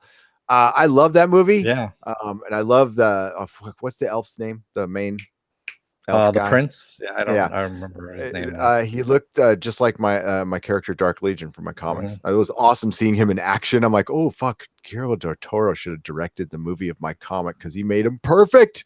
It was so good. I loved everything. I loved it's a great story. Just everything was good. Actually, the one really beautiful scene in that is when the big vine creature that comes up that he has to kill, and you get because it's the last of its kind one, and he has to kill it, but at the same time it's the last of its kind, and you're never going to see this of this thing again.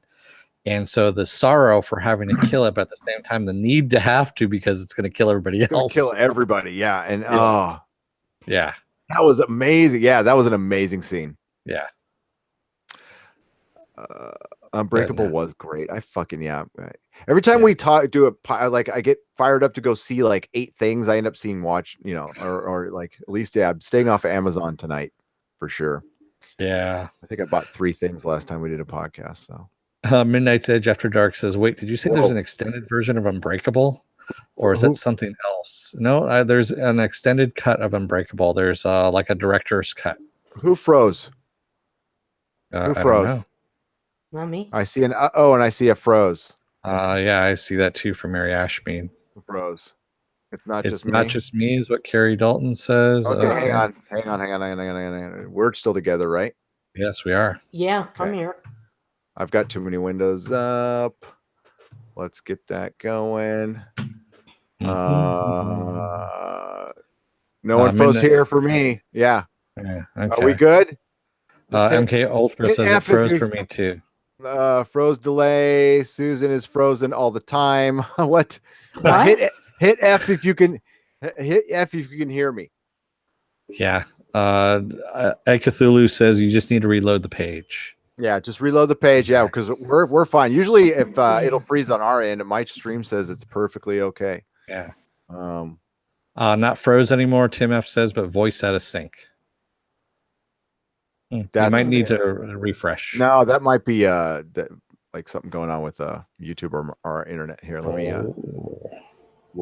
wait, maybe we can get back in sync. Wait, if we talk like this, like we're in a think that my kung fu is better than yours? Your kung fu sucks balls.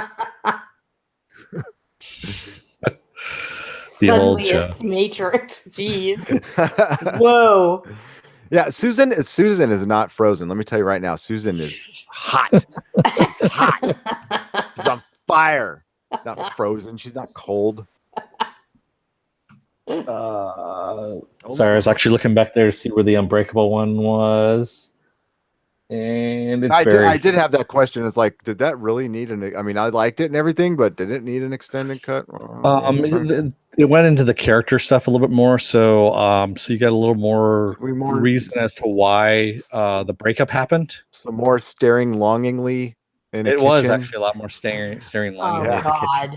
But it also had them getting the reconciliation, why it was happening and stuff like that. And so it did have. Let's be real about Unbreakable. It is on the verge of being boring as shit. It's really good, but I mean, it is like it's far away from being boring as shit. I'm being honest. I still liked it. It's still good. Yeah, it's still great, but I mean, it's still. But if they add like an extended cut for me, it would have been no. It's an M. Night Shyamalan movie. Shyamalan. Yeah. I love seeing his character arc in Hollywood. Kind of like it all went to his head. Then he like learned his lesson and came back. I love that story. I fucking love that story. Johnny. The problem is whenever you get somebody like that who right out of the gate is a hit with The Sixth Sense, it's like how are you going to top that? And then he comes out with The Village, and that didn't quite do it. And it was just and Signs and The Happening. Even Mark Wahlberg hated that movie. So yeah, it's like when you come out so strong. Unfortunately, sometimes the only way to go is down. Yep, that is so true. I did love that Robot Chicken always just make fun of him with the "what a twist." Yeah, everything come out. Yeah, he was doomed with that too. I mean, everybody expected every single movie had to have some monumental twist to it. Oh yeah, when it got to the point, it was the one where they were in the Puritan town or everything, and somebody told me that, and I'm like, oh yeah, they're in modern times. I mean, and I'm not saying everybody guessed that. It was getting to be too much. What's going on? I figured you were bye because I'm all. Are we in sync? We're way more 98 degrees. Bye. Oh my god. Bye. Okay, Dennis, it's time to show off our dance moves. Oh no! Well, speaking of Dance Revolution. Oh no! I don't even give a fuck. Don't even report this. No, stop it! No. Hey, come on! It was one of my favorites. No. Oh. You don't even play. So why are we reporting on that? It's like, no. It was so bad that it was good. Come on. So we actually got a picture of Jake Gyllenhaal. Oh Jesus! Gyllenhaal. Gyllenhaal. Yeah, Gyllenhaal, however you pronounce his name, that guy who's an actor sometimes, in costume as Mysterio in Spider-Man: Far From Home. Oh, yes, makes my heart hurt. Why?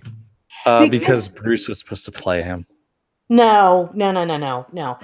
Because no, that ship sailed like 30 years ago. No, because Gyllenhaal is not known for being bombastic. Quentin Beck is, in my estimation, he's a master of disguise. Very theatrical. Gyllenhaal is anything but that. Don't get me wrong, I like a lot of what Jake does. But that role, in my mind, here sitting in my living room, I'm not making any production decisions, needs somebody a little more theatrical. And unfortunately, he's too old to do this now. But I would have loved to have seen Vincent D'Onofrio take a crack at it when he was younger.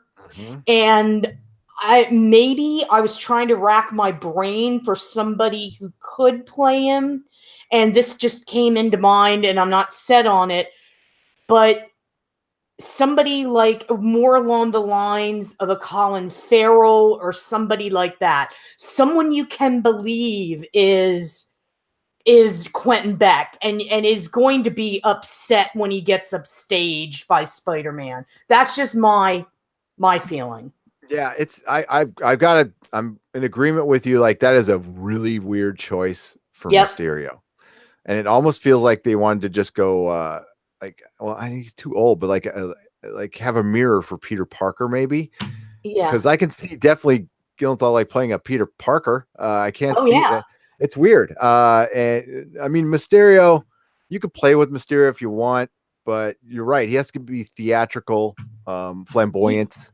Like Almost, John Lithgow. Think of a young John Lithgow. Something like that. You need somebody like that, which I don't know who would even approximate Lithgow now in Hollywood. But when I saw Gyllenhaal, I'm like, okay, if he were playing like Peter Parker's older brother, or if he were playing, like you said, Gary, a character, Peter Parker when he's older, like in his 30s, early 40s, sure. But Mysterio is one of the favorite villains, and I just don't think he's going to bring that to the table. I really don't. I mean, he's a great actor. We'll see. It's so the guy directing Far From Home is the guy who directed Homecoming, right? Yes. Same director. Mm-hmm. Okay.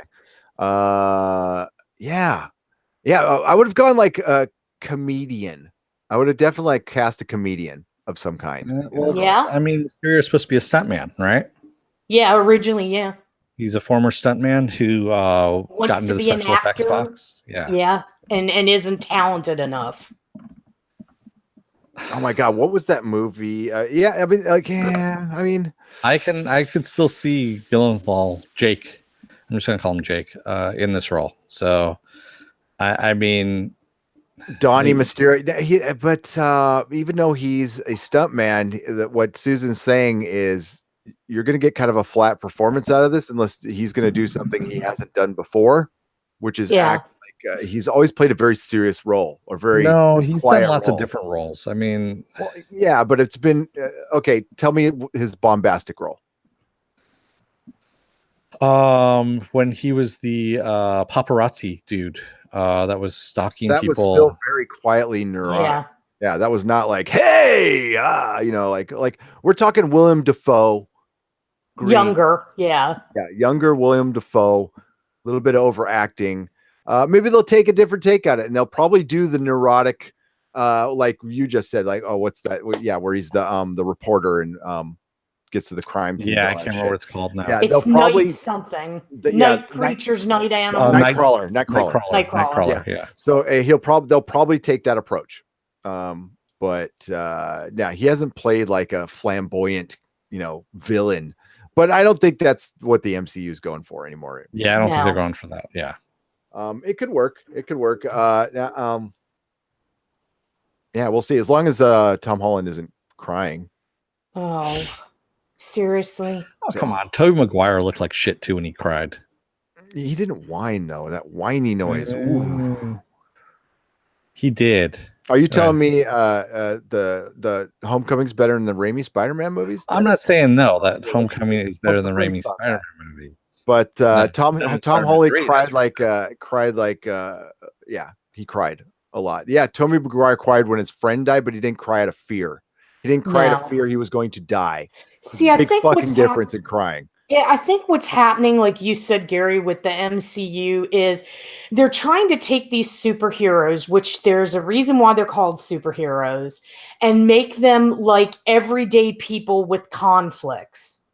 To make them more well-rounded, I guess. And and that's why we're getting Tom Holland crying as Spider-Man.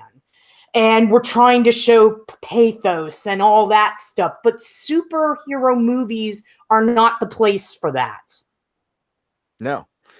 And that's not Peter Parker. I'll debate anybody, anytime, anywhere on that is not Peter Parker in any way, shape, or form. Again, like there's always been, and Dennis, Toby's face looks terrible when he cries. You're right, but like that's when Harry dies and Uncle Ben dies.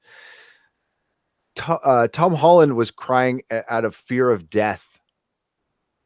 Like Spider-Man would not do that. Like never. He would be worried about Aunt May. He'd be worried about his friends.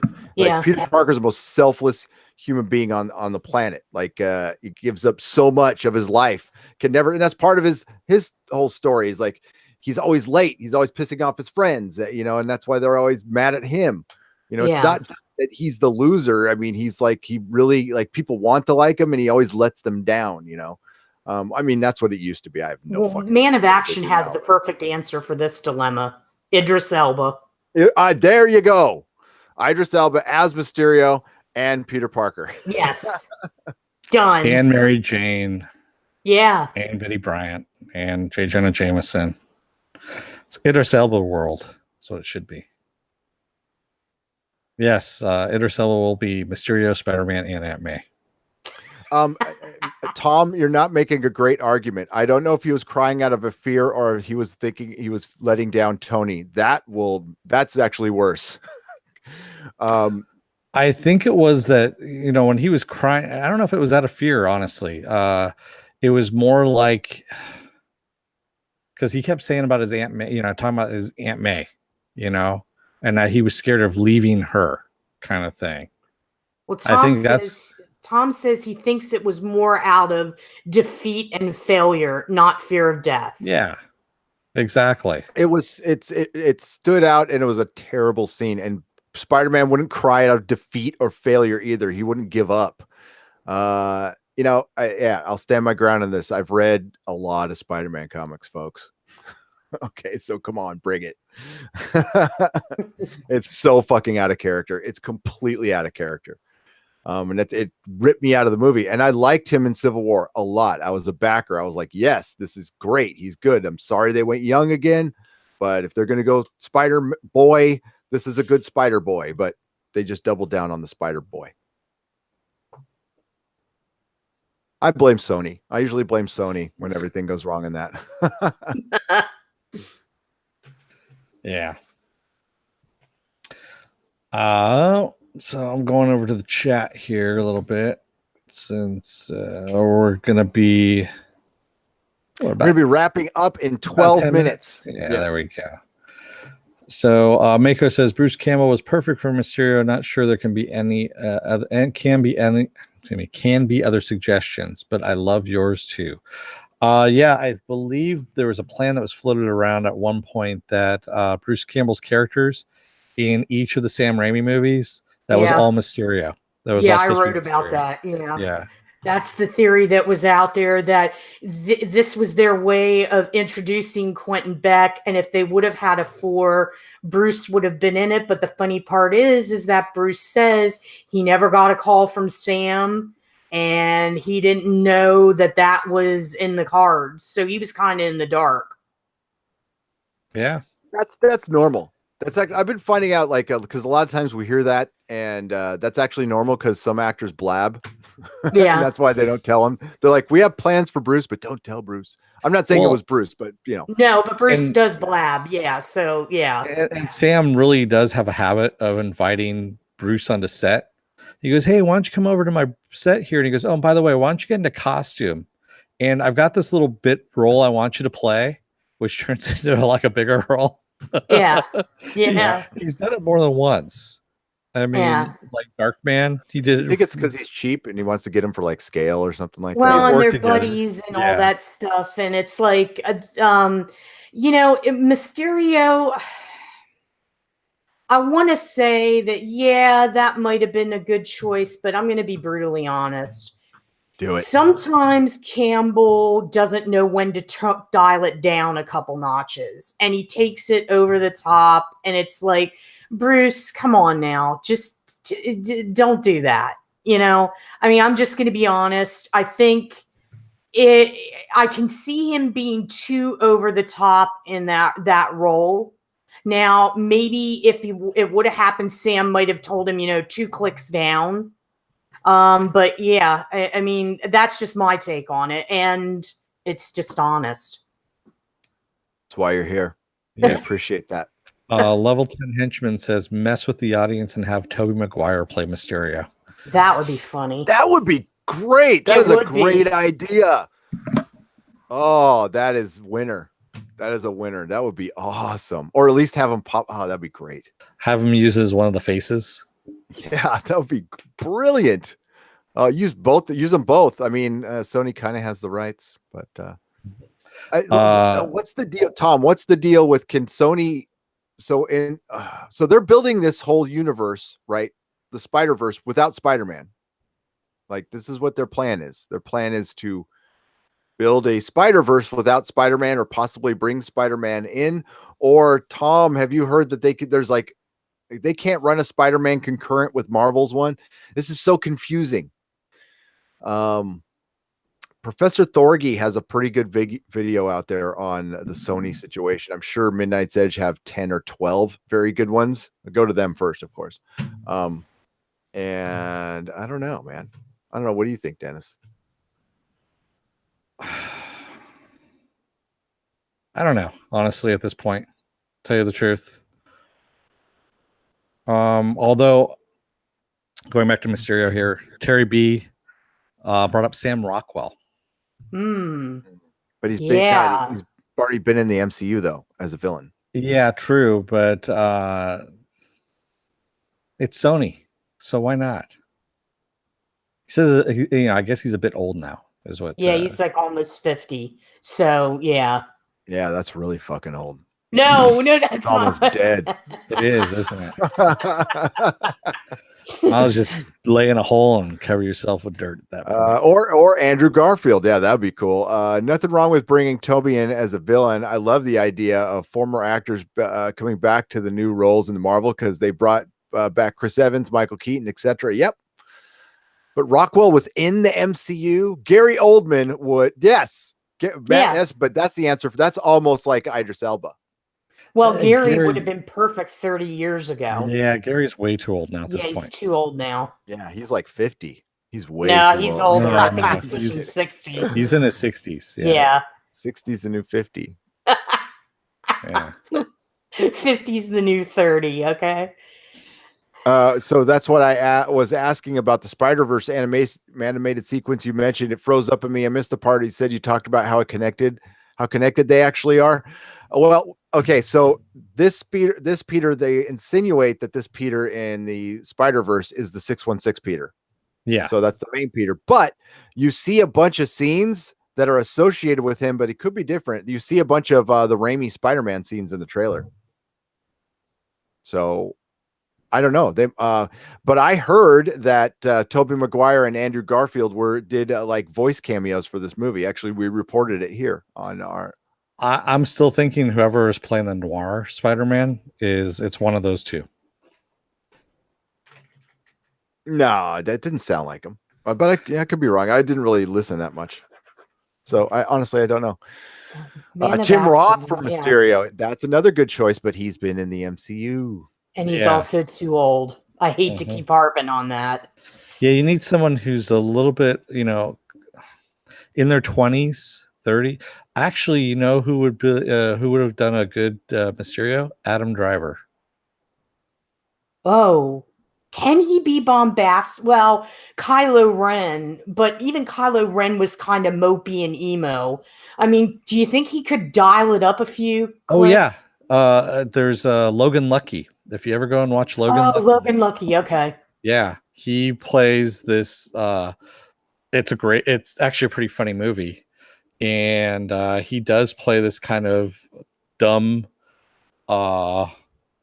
one of these brothers, but he's very animated and very with it there. And I think he can do that. I've seen him also on SNL where he's played really larger than life characters. So I think he can do it.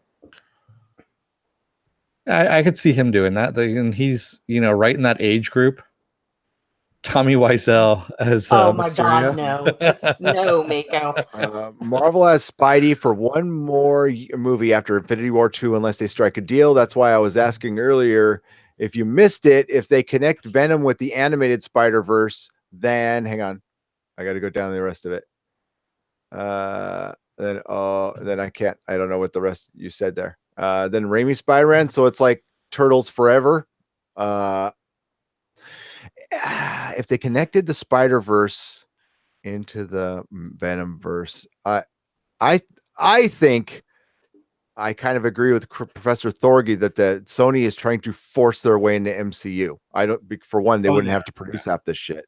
But it's Tom Rothman, so I could totally see them trying to create a whole Spider-Man universe with Spider-Man's characters without Spider-Man. So it'd be Venom, Black Cat, Silver Sable, Night Watch, or not Night Thrasher, Night Watch. Yeah, Night Watch or Night Thrasher. I get them mixed Night up. Watch. Yeah, Night Watch. Yeah, the Spawn ripoff. Yeah. And oh fuck, there was another one that was just dumb as hell that I heard yesterday. Yeah, I can't remember. It's some really obscure characters. Morbius as well. Did you say Morbius? Yeah, Morbius. Jared Leto. No, they cast Jared Leto as Morbius. Yeah. That's happening.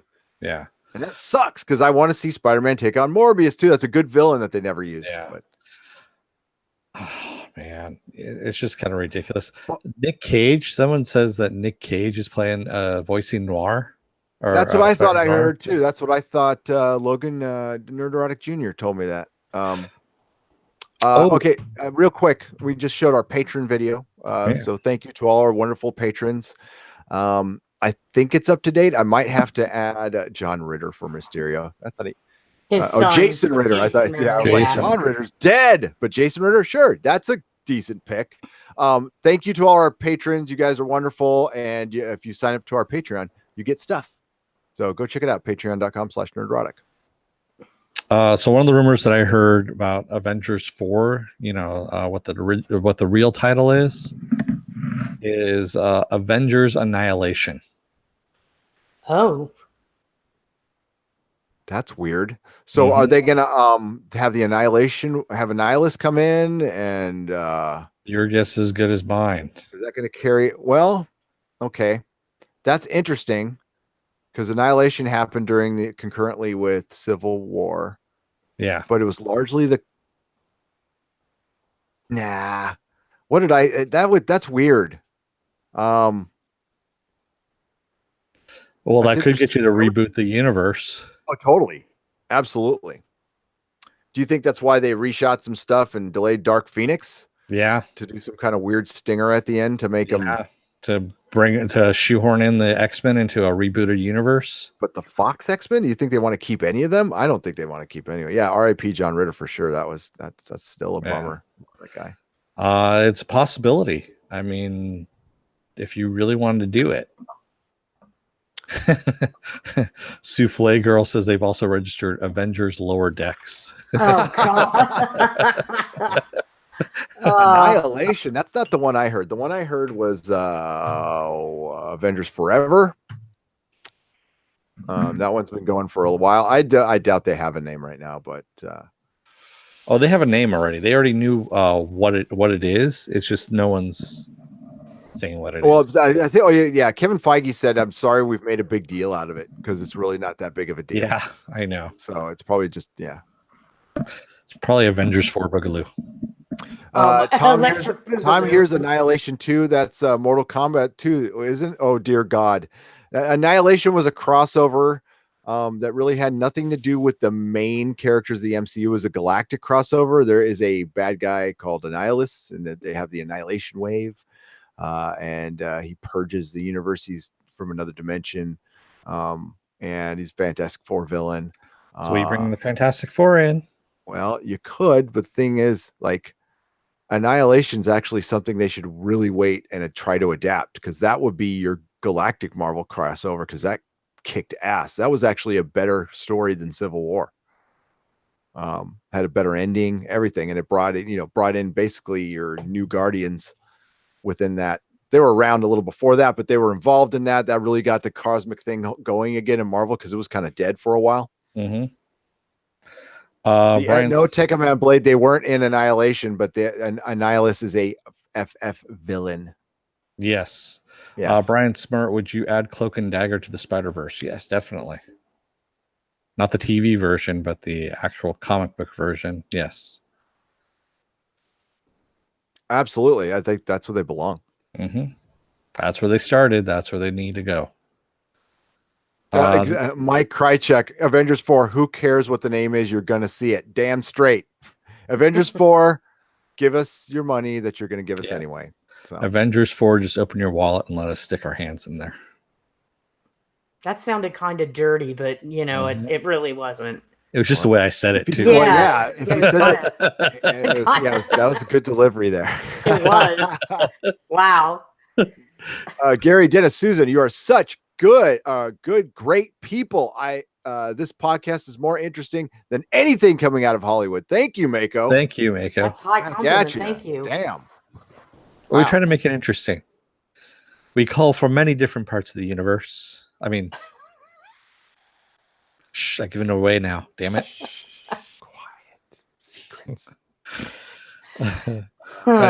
Avengers 4, you will see it. Secrets like those things they tell in CW shows all the time in hallways. Oh, yeah. Secrets. In hallways. And then you run. Secrets like, everyone has now on The Gifted. Oh, God. Yeah. In the Ultimate FF, they get their powers from Annihilus's dimension. Damn right, Terry B. They do. Yeah, instead of cosmic rays, exactly. Well, you know what? And they really do love doing the ultimate stuff for the films. Yeah. That would be a way to shoehorn them in. Yeah. That's not a very hopeful. I don't know. Yeah, Tekkaman Blade. Fahey has wanted to do Annihilation for a long time. It's why he tried to get Galactus from Fox way back when. Yeah.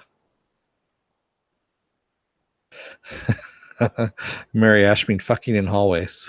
Whoa. No, that's the porn version of that. That's different. Yeah. That's another thing. Yeah, if they were actually like, well, that's my whole thing with the goddamn CW shows. They're so fucking concerned with who's sleeping. I mean, like that one, oh my God, White Canary's girlfriend is on like the poster now. And isn't she just like a government agent? Like she's not even a superhero. Yeah, she's part of the Time Bureau. So shoehorned into the show. And it's like, unless you guys are like going to get down and like fucking do it and show it, I don't care. Oh, they already have. They've gotten together. So you've seen it, like they got down like a rated R version, or not a rated R version. Okay. No, I'm talking about. They didn't get down. They had tongues meeting and stuff, and a lot of that stuff. Yeah. And my whole point is, it doesn't matter. It doesn't matter. You can say they're in a relationship. That's fine. Then go fight some bad guys, please. No, we want to whine about it first before we do that. That's important. Get our feelings out about how we have to kill someone. Considering that every single villain on The Flash has broken into Star Labs very, very easily, all they have to do is just set up some cameras in the hallways and they would learn everything they need about everybody. Right. And then the show would end. Yeah. They can kill them very, very easily. Actually, they could just set up the traps in those hallways. So when they go in there to go and talk about their feelings, they can just kill them right then and there. With a laser or something out of nowhere. That would be exciting. Yes, level 10 henchmen. That's exactly right, Court. By the way, Susan, level 10 henchmen is from Venture Brothers. That's tonight's episode. Okay. Yeah, that's where all our stuff has been coming from. With that whole creepy thing that I was talking about, your unavoidable death kind of thing. Yeah, from early on. That's from the Venture Brothers. Nice. Midnight's Edge says, since 2019 is supposed to be the year of Fox Marvel, even though Iger said there shouldn't be two Marvels, you think that was a dig at Sony too? Yeah, totally. I think it kind of was. Yeah, they're pissed at Sony right now. They have to be. They cannot be happy. I mean, it's their brand. Well, we saw that when it said, in association with Marvel, instead of saying Marvel Comics, they try to distance themselves as much as possible from it. Absolutely. Yeah. Totally with you. And I did notice that. I was like, that's weird. Yeah. I started laughing when I saw it. I'm like, Gary and I are going to have to talk about this one. Yeah. So there's no fucking way they want this associated.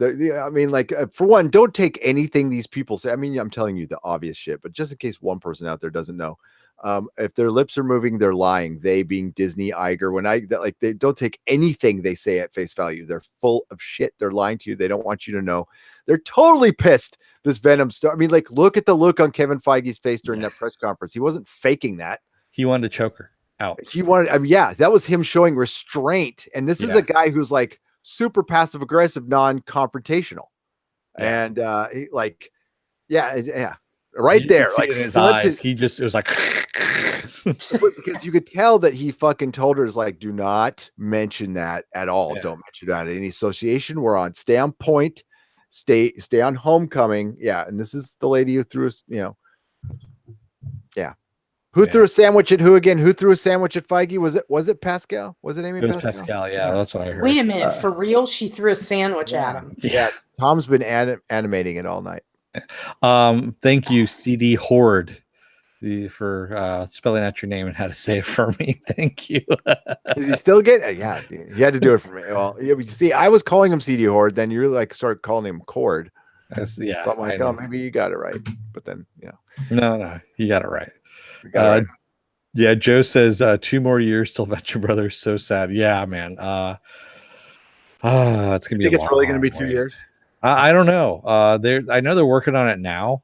They already have the scripts, from what I understand, for season 8. We're either working on it or they're done.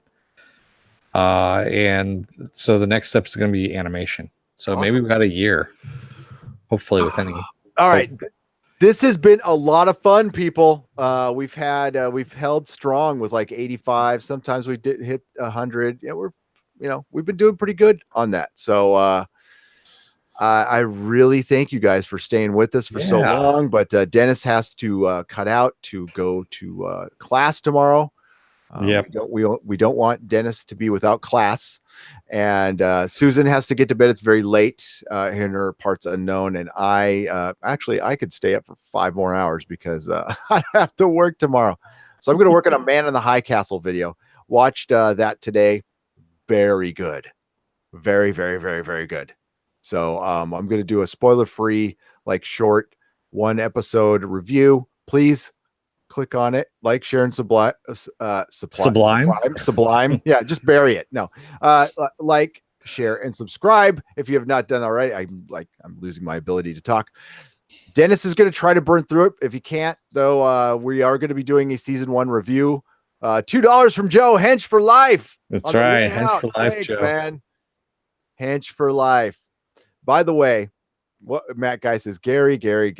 What I do now? I think it's chanting. Gary. Yeah. Sorry, man. I'm so used to Gary. I'm not used to people chanting. Yeah. Thank you. He hears it from Melissa all the time. Gary, I was just hearing that's what I was thinking of. I asked her. I brought up the Hench for Life tattoo, and she said no. I'm like, wow, really? She said no. I was surprised by that. No, not really. I was. If you like Counterpart, watch Man in the High Castle. Show is multiverse done well. Yes. Ladies and gentlemen, if you have Amazon Prime, you have Man in the High Castle. I forgot how well done that show is. Like the production value on that show is like really amazing. Really, really amazing. And it's like a good Twilight Zone, and it's Philip K. Dick done right. So yeah. Yes. Let's try to name as many people as we can in here before we go. All right. Go. Thank you, Matt Guy, Susan Layton, CD Horde, Jody, Mary Ashmead, Tim F, Dynamo 75, Terry B, Mako. Let's see, Joe. Definitely Joe because of the super chat there. Username not found. Love that. Tekkaman Bald. Let's see who else we got here. Johnny Pappas, Carrie Dalton, Midnight's Edge. Thank you for stopping by while you're doing some editing there. Penn Farm Girl. And we've got Philip A. Demick, Patrick Ollinger, Level 10 Henchman, formerly known as Ash Crow. Apple Crow, excuse me, Ash Crow. God, my brain is just gone. Stun the Wombat, B. Cluette. That was an interesting name. And I'm scrolling up some more. Mike Krychek. And I believe that is all we have. Oh, Felipe Diaz, I missed you there. Lubella. Oh, Lubella, I haven't seen you in a while. Terry B, I already said earlier. Nyla Shadow had to go to bed. And Souffle Girl. And I said MK Ultra. Yes, I did. Brian Smart. That's right. Brian Smart was here. William Shatner. I liked the William Shatner. That's great. Yeah, it's one of my favorites for the night so far. And I believe that is it. Everybody else that I missed, thank you for joining us in the chat. Marcus Kahn, there we go. Excuse me. By the way, I want to show you something before we go on Venom. This is a fan made. So here's the original. Here's the fan made. It looks so much better. Oh, that's sick. That's great. Also want to thank our super chatters. Yes. Excuse me.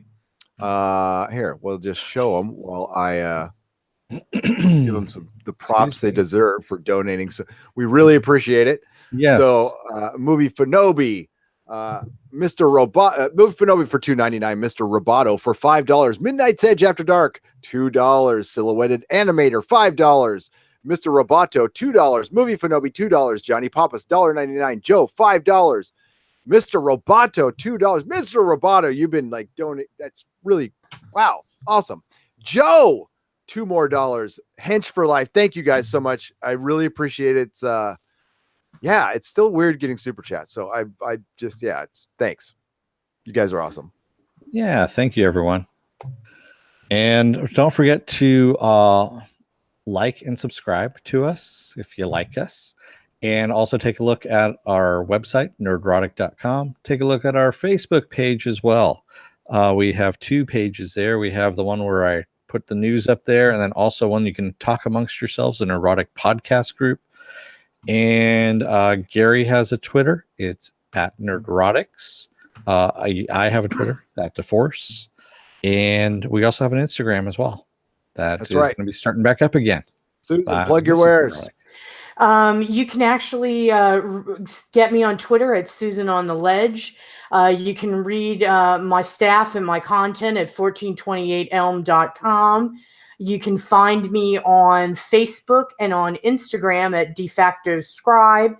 You can find me and Midnight's Edge After Dark, or Tom Connor Jr., and Mecha Random 42. We have a horror cast every Wednesday at 6 p.m. Eastern Standard Time, 5 Central and 3 Pacific, called The Goddesses of Gore.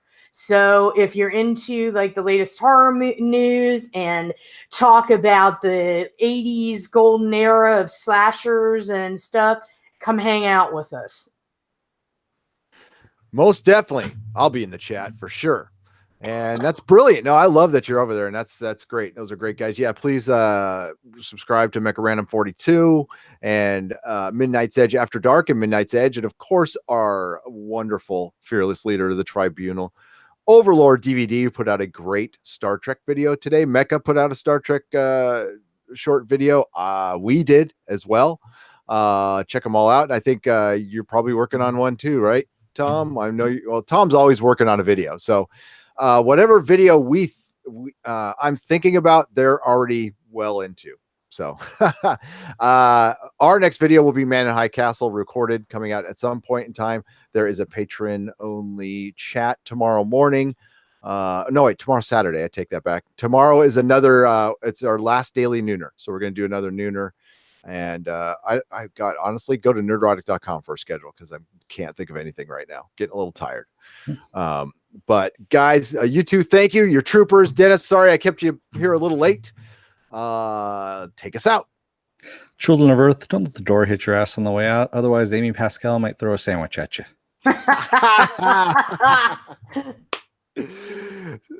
Susan, say goodnight, Susan. Good night, Susan. May the small folks sing songs of your greatness. Go Team Good night, Venture. everyone. Hench for life. Go Team Venture.